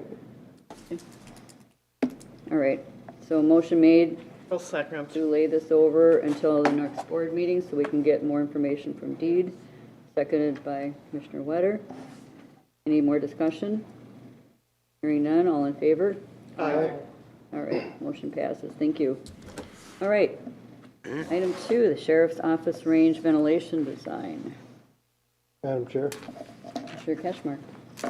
If I could begin, I requested it to be on the agenda this week. It's a third meeting in 3 weeks on this, but just for a review, a recap, for those that didn't see some of the maybe reports that I saw, but it started 3 weeks ago when a claim was pulled for $4,900 for an explanation, and it turns out it was for examination of the exhaust / ventilation system at the Tactical Training Center west of town in District 5. And it got continued to the next meeting workshop for further explanation. And there was a report generated for the $4,900 that was requested. I didn't see that until after the meeting, and I don't know how many other board members have seen that. But since then, I also got a hold in my research of August correspondence from BKV, and it references another report. It looks like OSHA did some testing initially, and then the BKV group was consulted to give another assessment. And Attorney Kreiser, are you on board? Madam Chair, Commissioner Ketchmark, I'm here. Okay, so basically I'd like to break this down to kind of three aspects to this matter. And first I'm going to talk about the civil litigation part. So Attorney Kreiser, can you tell us when and how you found out about this? And then I just got one other follow-up question to that. Madam Chair, Commissioner Ketchmark, I first learned that there were HVAC issues with the system around the early part of August 2021. I thought the issues were corrected at that point in time, as I didn't hear any further discussion with it until I got the report last Tuesday from Commissioner Ketchmark. Okay, and did anyone ask you to do or not do anything regarding a correction or litigation of the process there? Madam Chair, Commissioner Ketchmark, I wasn't asked to do any litigation review between August and I guess our last workshop meeting last week. Madam Chair. I have reviewed it in the past week, yes. Okay. Commissioner Ketchmark, to your questions, does Attorney Kreiser know what the process is going forward to correct, or would per the contract with BKV in terms of mitigating conflicts? Well, just to your question, Attorney Kreiser knows about the BKV report with a couple options to fix it, to correct the problem.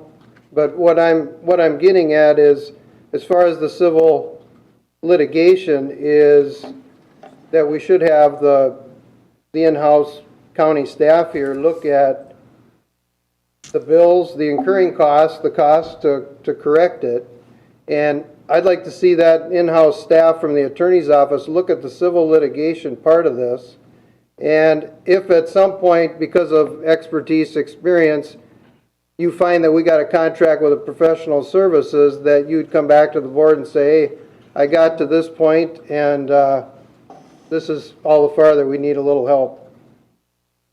Madam Chair, Commissioner Betch and Commissioner Ketchmark, I have done a preliminary review. I've looked at the contract we have with BKV. It calls for mandatory mediation and then arbitration on this provision if there is an issue with BKV on this. At this point in time, our office is still doing its due diligence process, reviewing the facts, doing fact gathering. I asked for some additional information from admin late last week, and I got that yesterday at about noon. I've also had discussions with the sheriff, and I'm going to follow up with them. Captain Hoffman had some communications as well that I need to follow up with him on. So the sheriff informed me he was going to give me that information. So at this point, I'd say at about a weekend, we're pretty far along. And I should be able to have a report back to the board as to how we want to proceed probably in the next, with President's Day up on Monday, probably in 2 weeks. Okay, thank you. Then the next part, the health and welfare part, the risk management with our employees. And I don't think our staff or our fellow board members saw this report that we paid the $4,900 for, but I'll reference a couple things here that I think are important for the board to know. And it talks about assessing the training facility and that there are a number of deficiencies, and they wanted to note the most serious first. So they reference a serious concern as even range operators would be exposed to airborne lead when they're significantly behind the live shooters, and shooters in adjacent lanes will also be impacted. Then they reference the airflow and that this positive pressure will result in byproducts of live fire exfiltrating the live fire range shell. Lead will be deposited in areas outside of the range. Lead and carbon monoxide exiting the range would be the greatest concern and would impact the health and safety of personnel outside the range. Then they've got another test result, and they note that there could be unburnt powders that could explode or catch fire if introduced to a spark or a flame. And in conclusion, they note that in the past 25 years, we've rarely seen a new construction range like this that is designed and operating so poorly. These are some of the concerns that I brought up that I wanted risk management to take a look at the last meeting. And the response that we got from Human Resources and Risk Management was, now that we know about it, we'll keep an eye on it. So what I'd like for a motion is within the next 2 weeks that our staff find out who exactly was in this range between the time when it opened in 2020 in the summer until now.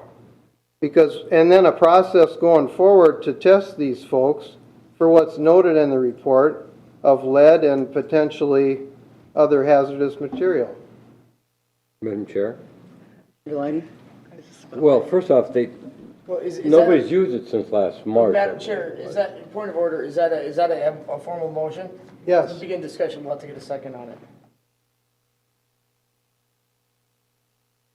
Is there a second on it? I'll second it for discussion. All right. For discussion? Madam Chair, I did have a question. Who did you say made that report out? Well, this is the RVD company that we paid $4,900 to, and they were out on November 18th, and the report is dated December 20th of 2021. Who was it again? The RVD company out of Illinois. RVD? You know what those stand for, those letters? Range Ventilation Design Incorporated. Okay, thank you. Madam Chair, I mean, Commissioner Catchmark's request is reasonable. I mean, to want to know that information, to collect it, you should have it, if nothing else, because there's a lot of ambiguity on what, what has taken place or what things have worked or have not worked. I mean, maybe we find out because right at the backside, it was just fine, but we don't know because you can't test it because the way the air flows in there right now, it's just not testable, to my knowledge, but I'm not an expert, so. Sure. Been a firearms instructor for 20 years of my career, albeit some less in the last few years. But there's lead exposure in outdoor ranges. I mean, we mitigate that by washing hands. Anytime you touch ammunition, you clean your firearm, you wash your hands. So lead is a heavier compound. And so we also, for the last several years, I want to say 15 years, we've used lead-free ammunition. And so the only lead is going to be in the primers. So it is a very small amount of lead that would be in this facility. I think that we went with an abundance of caution by closing this range because if you watch the smoke test, it comes back right at the line of shooting where you'd be subject to inhale what's coming out of the firearm. But from the time we opened in June or July of 2020 till the time it was closed, it was actually April 16th we closed it. It was only used 44 times, and I would venture to say that there's probably less than 2,000 rounds. I mean, this thing has not been used. And so you have thousands and thousands and thousands of rounds. To give you an idea, we shoot maybe upwards of 50,000 plus rounds of ammunition in a year's time. This has been used on a microscopic. So after it opened, we had a ricochet issue. We were seeing where some rounds were going off the floor because you can't move the point of fire forward, you have to move the targets back. So obviously, if our point of aim is lower on the target and the target is close to us, we are hitting the concrete floor. So we recognize that. There was also an issue of some ricochets up into the ceiling. We've got the baffles and everything is protected. It's working as designed, but we wanted to take that out. So we call BKV back, we call RJM out, and we have TRS came back out. They redesigned the front of the bullet trap for the indoor range. So even while it was open, we had several weeks in there where we closed it because of a ricochet issue. Everything is working as it was designed to. I've got 3.5 pages of documentation. Why, you might be asking yourself, why does a project take believe me, I've been more frustrated than any single person in Wright County that we've got a facility that we haven't been able to use for almost a year now. But when you look at the documentation and the steps, to give you an idea, I talked to Bruce with BKB at the Minnesota Sheriff's Association Winter Conference December 6th, 5th or 6th. It took till last week to get a meeting scheduled with him. I told him, hey, whatever that solution was that we came up with earlier, that's been kind of debunked, and we've got a new path moving forward. He's like, oh, Sheriff, obviously I want to be very involved in that conversation.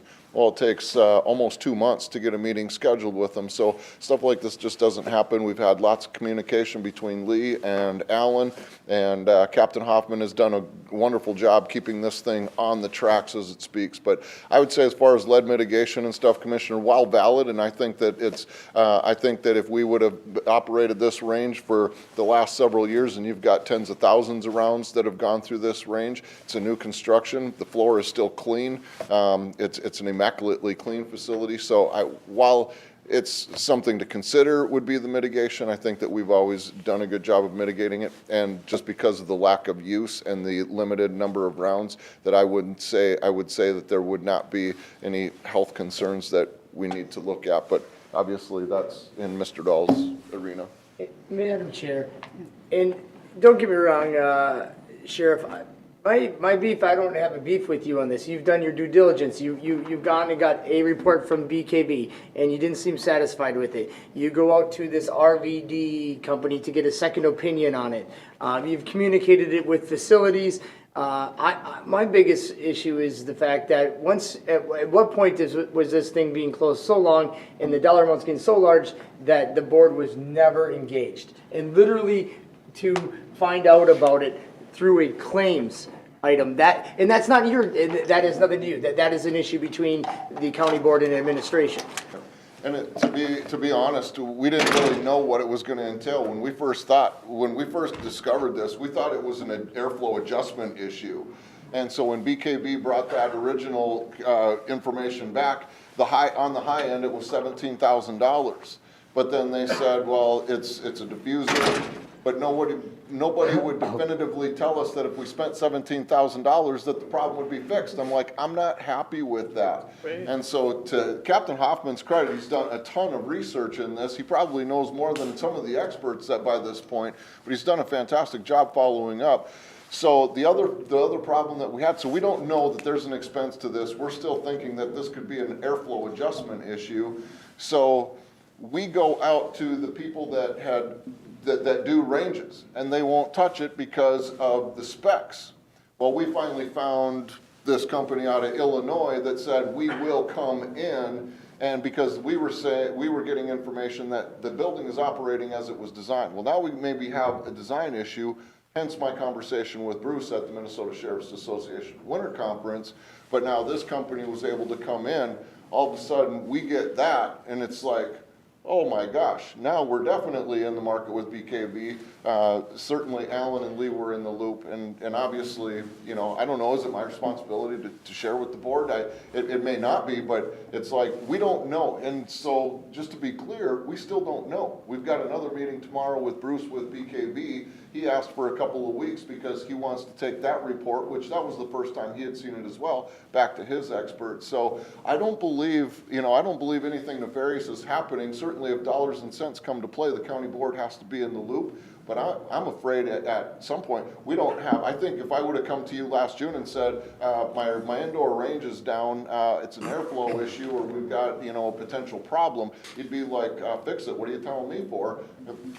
I'm speaking nefariously, so, but right now, we still don't have a definitive answer for the board, what this looks like. So Bruce is gonna send it back to his engineering team and see if they agree or refute whatever the report says, so. Just real quick on one of the comments with regards to employee safety and stuff. We started we're going on year 2 of our lead, they call it a lead surveillance program. Basically, OSHA recommends employees that are within the range, shooting range, 8 hours or more, which would be the firearms instructors, not every single employee, but the firearms instructor, to be tested annually. We did that, we're doing that now. This spring will be the second year of that lead surveillance program with our firearms instructors. We would do that, you know, now looking into all the OSHA stuff, we'd probably do that whether we had an indoor range or not. If we had an outdoor range, this is something that you know, is recommended you do. We also, the sheriff's office, not only did the lead one, but we also started the hearing program where we have a company based out of Rockford that comes and checks the hearing of the officers every year on a yearly basis. So we understand the concern, but we are actively doing this. Whether we had an issue or not, this is something that we would be doing. My last concern right now is I'm kind of shocked that we're using the term litigation right now. We are actively speaking and working with a company that engineered and built the range. And talking litigation while we're still in talks with this other company, it seems to me that anytime somebody mentions litigation to the county board or the county, what happens? You kind of reel back and circle the wagons type of deal. So we are still in discussion with this. Nobody has said that funding is for this entity or this entity. We're still in discussions, but board, you can go ahead and keep talking litigation, but, you know, kind of be nice to actually hear from somebody saying, hey, we are not going to pay for this before we, you know, start talking about this stuff in public. So, thank you. Madam Chair? Yes, Mr. Ketchmark? And to go along with that, Captain Hoffman, it would have been good to get that information that wouldn't have had to come in a public meeting, and we're a year into the process. Exactly. I completely agree with Commissioner Kaczmarek. We shouldn't be having these discussions in a public meeting. He could have very well called once he found out this. Commissioners, you're more than welcome. Anytime you have a question, go ahead and give us a call. We can get some of these, get some of this information to you. I don't know what you have and what you don't have. So if you have a question, pick up the phone, or I have a vehicle. I'll drive, meet you, but this platform may not be the best to have some of these initial questions answered. That was determined by you folks and how this was not dealt with, okay? This is the third meeting now to deal with it, and we're talking about the health and welfare of many employees, and nobody here is trained in evaluating what the exposure has been, and I think we should err on the side of caution. And after several requests to have risk management involved, we haven't heard of any plan to do that. I'm not aware of any request from the Wright County Sheriff's Office from Commissioner Kaczmarek about this. He definitely has not contacted me. He knows I'm in charge of the range. I would have been more than happy to answer any of those questions. We're not hiding anything. We've got 2 years worth of emails and meetings with regard to this, conjunction with administration. So to make the comment that the Sheriff's Office is not concerned about employee safety, that's, you know, unfortunate. Madam Chair. Mr. Rich? Captain Hoffman, there is no way in part here that we're implying that the county board is implying that we don't think that the sheriff's department cares about the health and well-being of its deputies or any of its staff. And the word litigation isn't the right word to use. But I think at this point, I'm kind of disappointed that we haven't gotten into the mediation aspect of this from a more formal standpoint, because of the length. We're at 1 year now on a multi-million-dollar investment that is sitting, a large portion of it is sitting dormant, being unutilized. And it's disappointing to me. And then to find out through back channels, just not forthright, came to us back at least in August and say, you know what, and that's not your deal, because you contacted administration, you did your part, so, and that's where, I mean, my issue is more the fact that when the county board invests millions of dollars into an infrastructure, I think the taxpayers should at least have that transparency, and that transparency is through the board and getting that information to us. And that is an issue that I have with administration and not with the sheriff's department. So I thank you, Commissioner Vetch, I agree. And again, my comment is not to the board in general. It's just with respect to an individual's comments with regards to the sheriff's office handling of this. So the board is general, I have no problem. And I think you guys are doing an outstanding job. It's just, thank you. Madam Chair, Commissioner Lyden? can we hear from our risk manager on what steps he's taking? What could be done? And, he does a lot of things that we're not aware of, so. Thank you, Commissioners. Thanks for the opportunity to be present today. I have a great working relationship with the sheriff. I've been in the loop as far as the occupational safety program. As the captain has mentioned, lead mitigation safety program has been around since the 70s. All the necessary things are ready to go in place. I was aware of some of the construction-related issues, so that's pre-occupational from my perspective. So those things were getting worked out with the various professionals involved. The sheriff's office, as you know, is a 24/7 business, and we do outsource some of those occupational safety things through the different vendors mentioned, as well just to accompany the 24-hour nature of that business as well. But yes, I'm aware of the program. We do have an occupational safety program related to lead. I'm probably on a call every other day with somebody in the sheriff's office on different issues, so I can get into specifics if need be. OSHA does have a great fact sheet on lead mitigation for firing ranges. I know the sheriff's office uses that too as a source as well. And just some fun facts since I'm here, I'm working on our OSHA 300 reports. So for the number of hours Wright County employees that worked last year was 1.6 million. So on a given day, we have 4,600 hours worked per day. So just to kind of give you the breadth and depth and all the different items that are going on. So hopefully that kind of answers the question. I guess if there's anything specific, happy to help. Madam Chair. Thanks, Tim. Thank you. Appreciate it. Madam Chair, just for clarification that the motion was on there, just wanted to make sure that we're all understanding. Yeah, we should restate the motion. The question, your motion, Commissioner Ketchmark, was to instruct HR risk management to at least, to their best of their ability, collect a list of the people that have been in there since the opening till March of whatever year, just for their own, just to have those records at this time. Nothing other than that, correct? And a process to test. I mean, you read all the research, yeah, there's exposure risk to lead from a perfectly fine range, but this one wasn't, according to a report we paid $4,900 for, was not working. Madam Chair, and Commissioner Ketchmark, I think it's one thing to collect the information, but when not knowing that definitively that there was a lead issue, testing them would be a little bit presumptuous, because you could be testing somebody and they may find there's lead in it, but right now we find out 6 months from now that there was really, the system didn't put people in harm for it. And you wouldn't want to test anybody unless you definitively knew that there was individuals that were at harm. Now, collecting the list, knowing that there is a slight potential chance, maybe, okay, that's fine, collect the list, no harm, no foul. But I would say your motion on wanting to test, you'd want to hold out till there is actually proof that the system didn't work. And there is testing available, as they said, they test annually for people that are, on the range for 8 hours, instructors and that kind of thing now.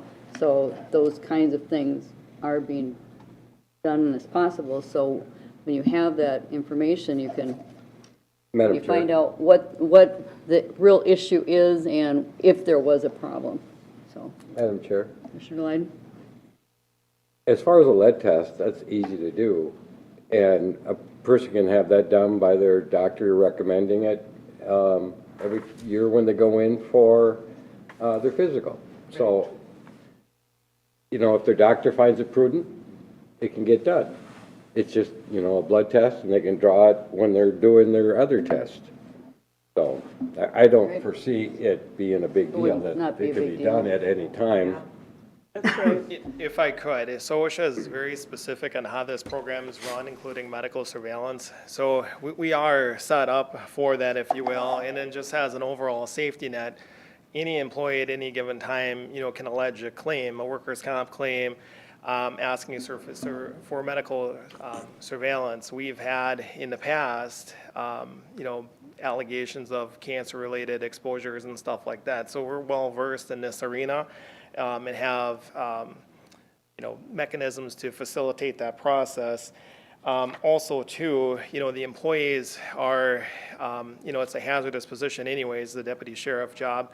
And those employees are exposed to firearms on a routine basis. You know, here the conversation is our investment with our own indoor range versus sending them somewhere else.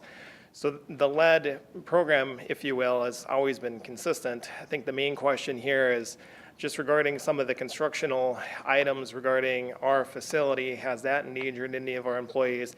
I've been also speaking to Integrative Loss Control. It's a consultant we rely on for some industrial hygienist work. Now, granted, they're not in the same business as the vendor that was chosen for this unique situation, but based upon the amount of use and even with the deficiencies with the airflow, it does not show us at this point that our employees are at a higher risk of lead poisoning or any related cancers as a result. Now, of course, with that being said, you know, I never give any absolutes or any guarantees. And so say somebody were to raise their hand with that concern, we would obviously have the reactive side to the safety program to be able to facilitate a workers' comp claim to make sure they're getting the best treatment possible. So my world has two sides. The reactive, what do we do after something bad has happened? The safety side of it is a preventative, what can we do to prevent something from happening? Of course, we're all people, we're in a flawed world, so you have a little bit of both. So hopefully that framework kind of helps answer those questions, but as far as the permissible exposure limits and whatnot, it's all defined. The testing parameters are all defined by OSHA, so that's kind of nice. We have that to be able to work off of. Madam Chair, Go ahead. before Tim leaves, regarding Commissioner Ketchmark's request, I'm assuming that that information is readily available on what employees that went through there. So I'm not sure that a special thing needs to be done regarding that, that I would assume that it's easy to figure that one out and who's gone through there. Well, one of my concerns is we may be, you know, scaring employees to something that they may have not experienced, meaning like if we had concrete evidence that somebody had an exposure, and use COVID as an example, you know, so if I showed up to work sick with COVID and I had direct contact with 5 people, we had an obligation to notify those 5 people that we had an exposure. You know, if we withheld any information, that's not going to be good. So the same thing here, you know, if we notify everybody that's used the lab of a potential lead exposure that they already have in the daily course of their operation, you know, I'm worried we're probably going to get, you know, whatever the 100+ work comp claims. They'll go through the physician's office, just generate a lot of fear and anxiety with negative test results where we don't really have, you know, any concrete proof showing that that's the case. So, I mean, that's, you know, certainly your appetite. And then as you know, any claim that we file, whatever payments are there, you know, that will be on that record for 3 continuing years after that. So, you know, I'm happy to do whatever the will of the board is, but just based upon our collaboration working together, I'm just not finding that evidence. And I get the issue of it being down, and I understand that process is taking place. I'm confident that however that gets resolved, when this becomes a fully functional range, we're going to have the first-class best safety program here to keep our folks safe. So, Madam Chair. Ketchmark? And what we had to go on was a $4,900 report that we apparently agreed to pay, and that's the words that it used. So are we going to pay for another report because we don't like what this one says and it's going to say something else? This is what we had to work with. Yeah, but that report states potential. It doesn't say, I don't recall it when you read it, that it said without a doubt. Madam Chair. Commissioner- Madam Chair, I'd like to call a question. Call the question? All right. It is what, Yeah. Because it's going on and on, Yep. and we're Yep. saying the same Yep, thing yep. over and over again.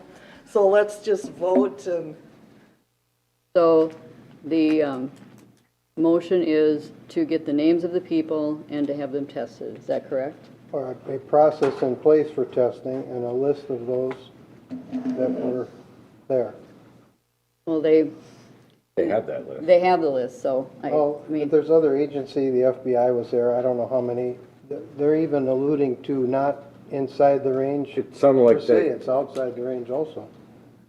all right, well, I'm, you know, in the camp, I guess, that I would like to wait and see how Madam Chair? all testing pulls down. point of so order, I'm- because if you're gonna. Right, yeah, No, you're right, call the you're right. question, though, she has to rescind her motion to Okay, call the you're right. question. Okay, so, I'm not. motion, made and seconded. All in favor? Aye.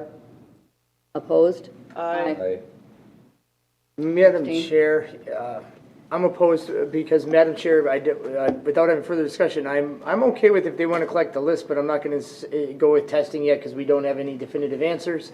That report doesn't tell me at this point that did take into account that they're using lead-free ammunition.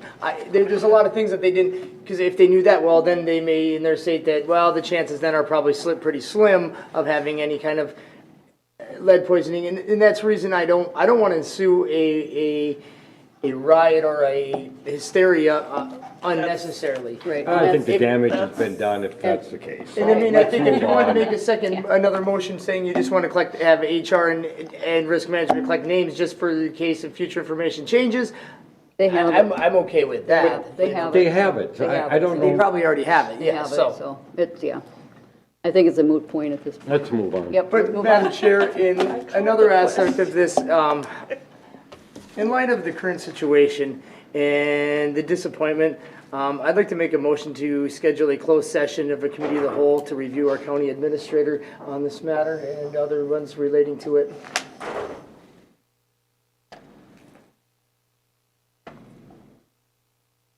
I'll second that.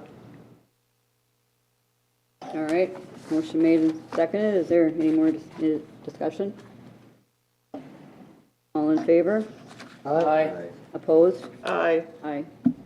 All right, motion passes, and we'll schedule a closed session. Do you have a date in mind or recommended time? Let's discuss that next week. On what date and time? You want it? That's fine. We got, Yeah, we got, all right. So, people have been waiting for a long time for this. Approve the letter of support for MnDOT District 3 Intelligent Transportation. So moved, Grant Madam Chair. I'll application. second it. All right. Motion made by Commissioner Vetch, seconded by Commissioner Delyden. All in favor? Aye. All right, and now the resolution for lawful gambling. I'll make a motion to approve the resolution approving lawful gambling application for Annandale Lions Club All right, at Trails End Club. motion made by Commissioner Delyden. Is there a second? Second. Second by Commissioner Wetter. It is a resolution, roll call vote, I'll start. Aye. Aye. Aye. Aye. Oops, I. Resolution passes, okay. In light of the hour, if there's, anyone have the thing that they like to share with advisory committee, advisory board updates? I'm going to forego just for the time sensitivity. I have one thing I would like to say. Okay, Okay, I had a SWCD meeting last night. They would like to thank the county for their increased support in the solar panel installation, but can review but not approve any proposal until their policy is in place. And that was their statement. okay, So what? Well, according to, let me follow up with that. According to the new ordinance, solar ordinance, it says that it has to come to the SWCD first. Well, they weren't aware of all that, and they have no policy written down yet or figured out, so how did they not know that? Well, Apparently, they weren't in the queue of knowing that they needed to do something. Don't ask me, I'm Madam not. Chair, Dan sat on the advisory committee. He was all the way through the process. I can't speak to whether Dan communicated back to the board or not. Right. But Soil and Water was on our committee and put a lot of input into the process. So I guess I can't comment on to whether Dan kept the Soil and Water Board up to date or not on it, but that's. Yeah, and this is I kind of went, now, after we've approved it already, I thought, that's kind of strange, but this is the statement that they made. Perfect. Anyone else have any, Mr. Kelly? That's or- why I read it. Two things that actually kind of relate to Administrator Kelly is regarding the AMC Legislative Conference, which is March 2nd and 3rd, that if any of us are going to that, we need to provide that information so that they can get us registered. And then if you intend on going and staying down there, that you need to make your own reservations. And again, it's March 2nd and 3rd, which is only 2 weeks away, Oh so. my gosh, that's already done. 2 weeks, right? Yeah, that's gonna be a hard week for So, us. anyway, and then I'd like to also hear from Administrator Kelly, that who's gonna guarantee we're gonna be in the new building on? Yeah, and Alan left. Yeah, I would trust Alan's opinion on that one more than mine.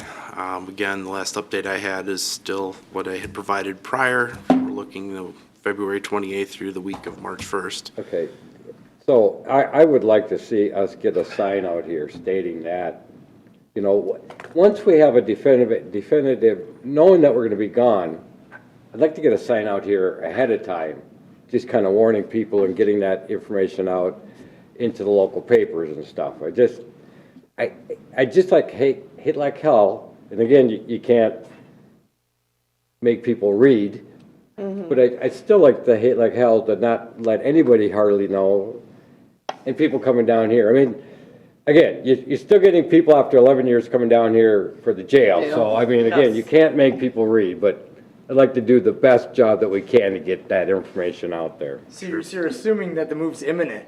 Well, I'm assuming it's this time, it's gonna be this year. No, I would hope so. So, I'm not gonna speculate on what dates at all, but somebody else will have to make that decision. But I wanna make sure that we do the best job that we can to let people know that DMV will be closed for 2 to 3 days while the process is going on.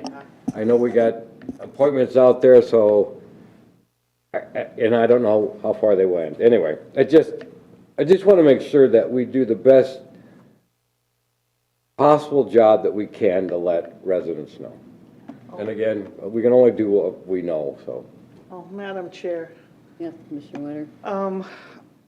Going back to the legislative thing, I want to remind people that supposedly the redistricting maps are due out this afternoon. Really? Really? Yes. I heard this week, I didn't know it's gonna be today, though. That's what I've been told. Historically, they are out like by this date at 1 p.m. So, Okay. we'll see. We'll see if history goes on, Well, I know AMC had information yesterday out, I think, regarding it, but they said that as soon as it's out, they will pass that on to the county, so. Well, Look forward to your email. this is through my Republican stuff. And All right. Well, even talking to others, legislators. no other business. Our meeting is adjourned at 11:27.